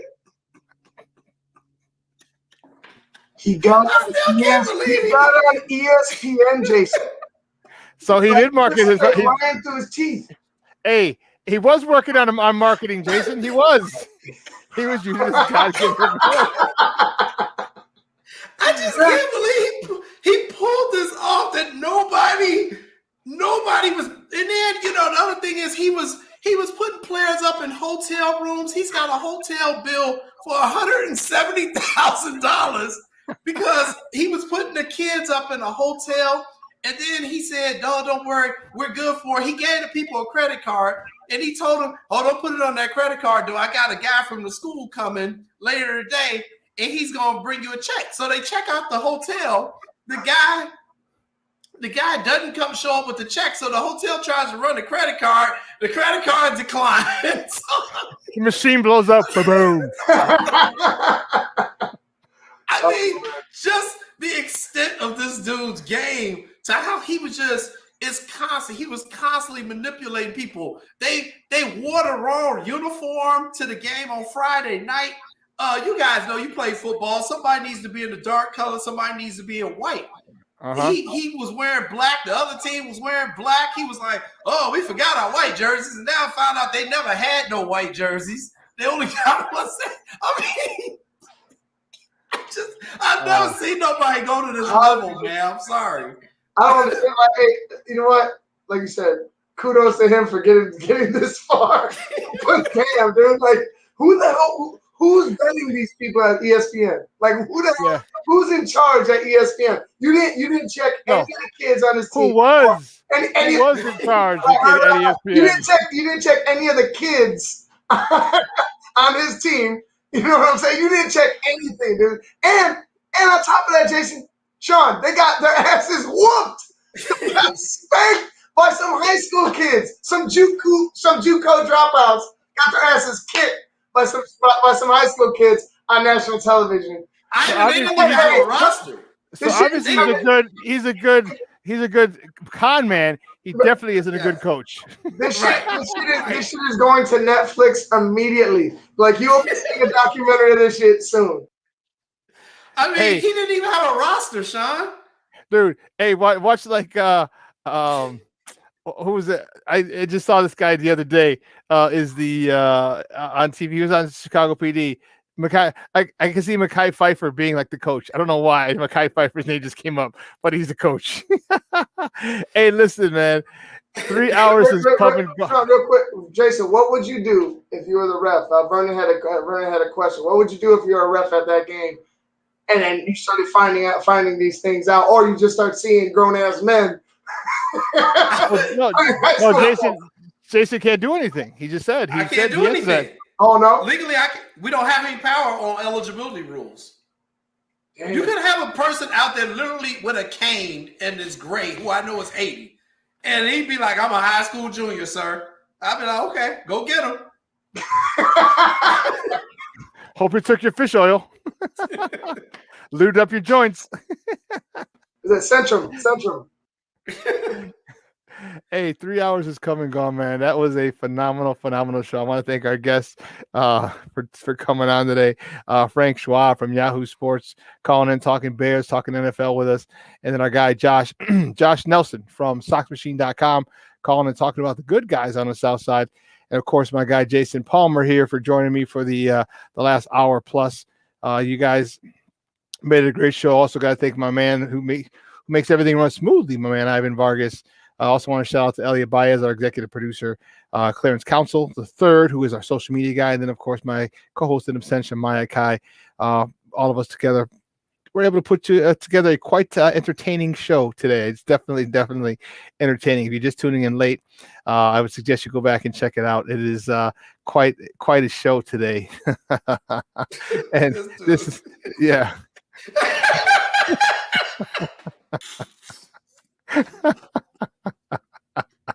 That's just classic Junior. That's classic Junior. That's classic Junior. That's hilarious. That's awesome. Hey, so listen, what we're gonna do? We're gonna take a 45-hour break, and on the other side of that break, we'll be back at you 9 a.m. to noon Central Standard Time on Friday. Let's not forget we won't be here on the weekend. It is going to be Labor Day, and we won't be here on Monday. It's going to be Labor Day. So just tomorrow will be the last show until next Wednesday. Tomorrow on Friday will be the next show. Just giving you a heads up. And remember, just a reminder, we just have a new show debut last night. That's the Chicago Clubhouse podcast. Every Tuesday night at 8 o'clock. You're going to want to check those out. They have a slew of Bears lined up for the next 8 to 10 weeks. So you're going to want to check that out. They had Major right on. Bears players. They had Major right on last night, talking his time with the Bears and his time with Tampa as well. You're going to want to check that out. So go back on SportsZone Chicago, check it out. We want to welcome Terrence, JB, and all those guys over at the Chicago Clubhouse. And then, as I said, on Sunday we have Plunked, another show. We're adding shows and we're growing by the day. Plunked, two teams, one city. It's a baseball show with Emilio and Kristen. Make sure you guys join. So you check that out on Sunday evenings. Man, we're growing and we're thankful for your support. We love it. And tell a friend, tell your mama, tell your daddy, tell your sister, cousin, tell everybody. Check out SportsZone Chicago. All right. So for Jason Palmer, Ivan Vargas, Elliot Baez, Clarence Council, and Maya Kai. Guys, I'm your boy, the Superback, Shawn Sierra. Make sure you follow us on all social media platforms, Facebook and Instagram. We're at SportsZone Chicago. On Twitter, we're at SportsZone Shy. And we all got two more words for you before we get out, folks. We out. Roy Johnson.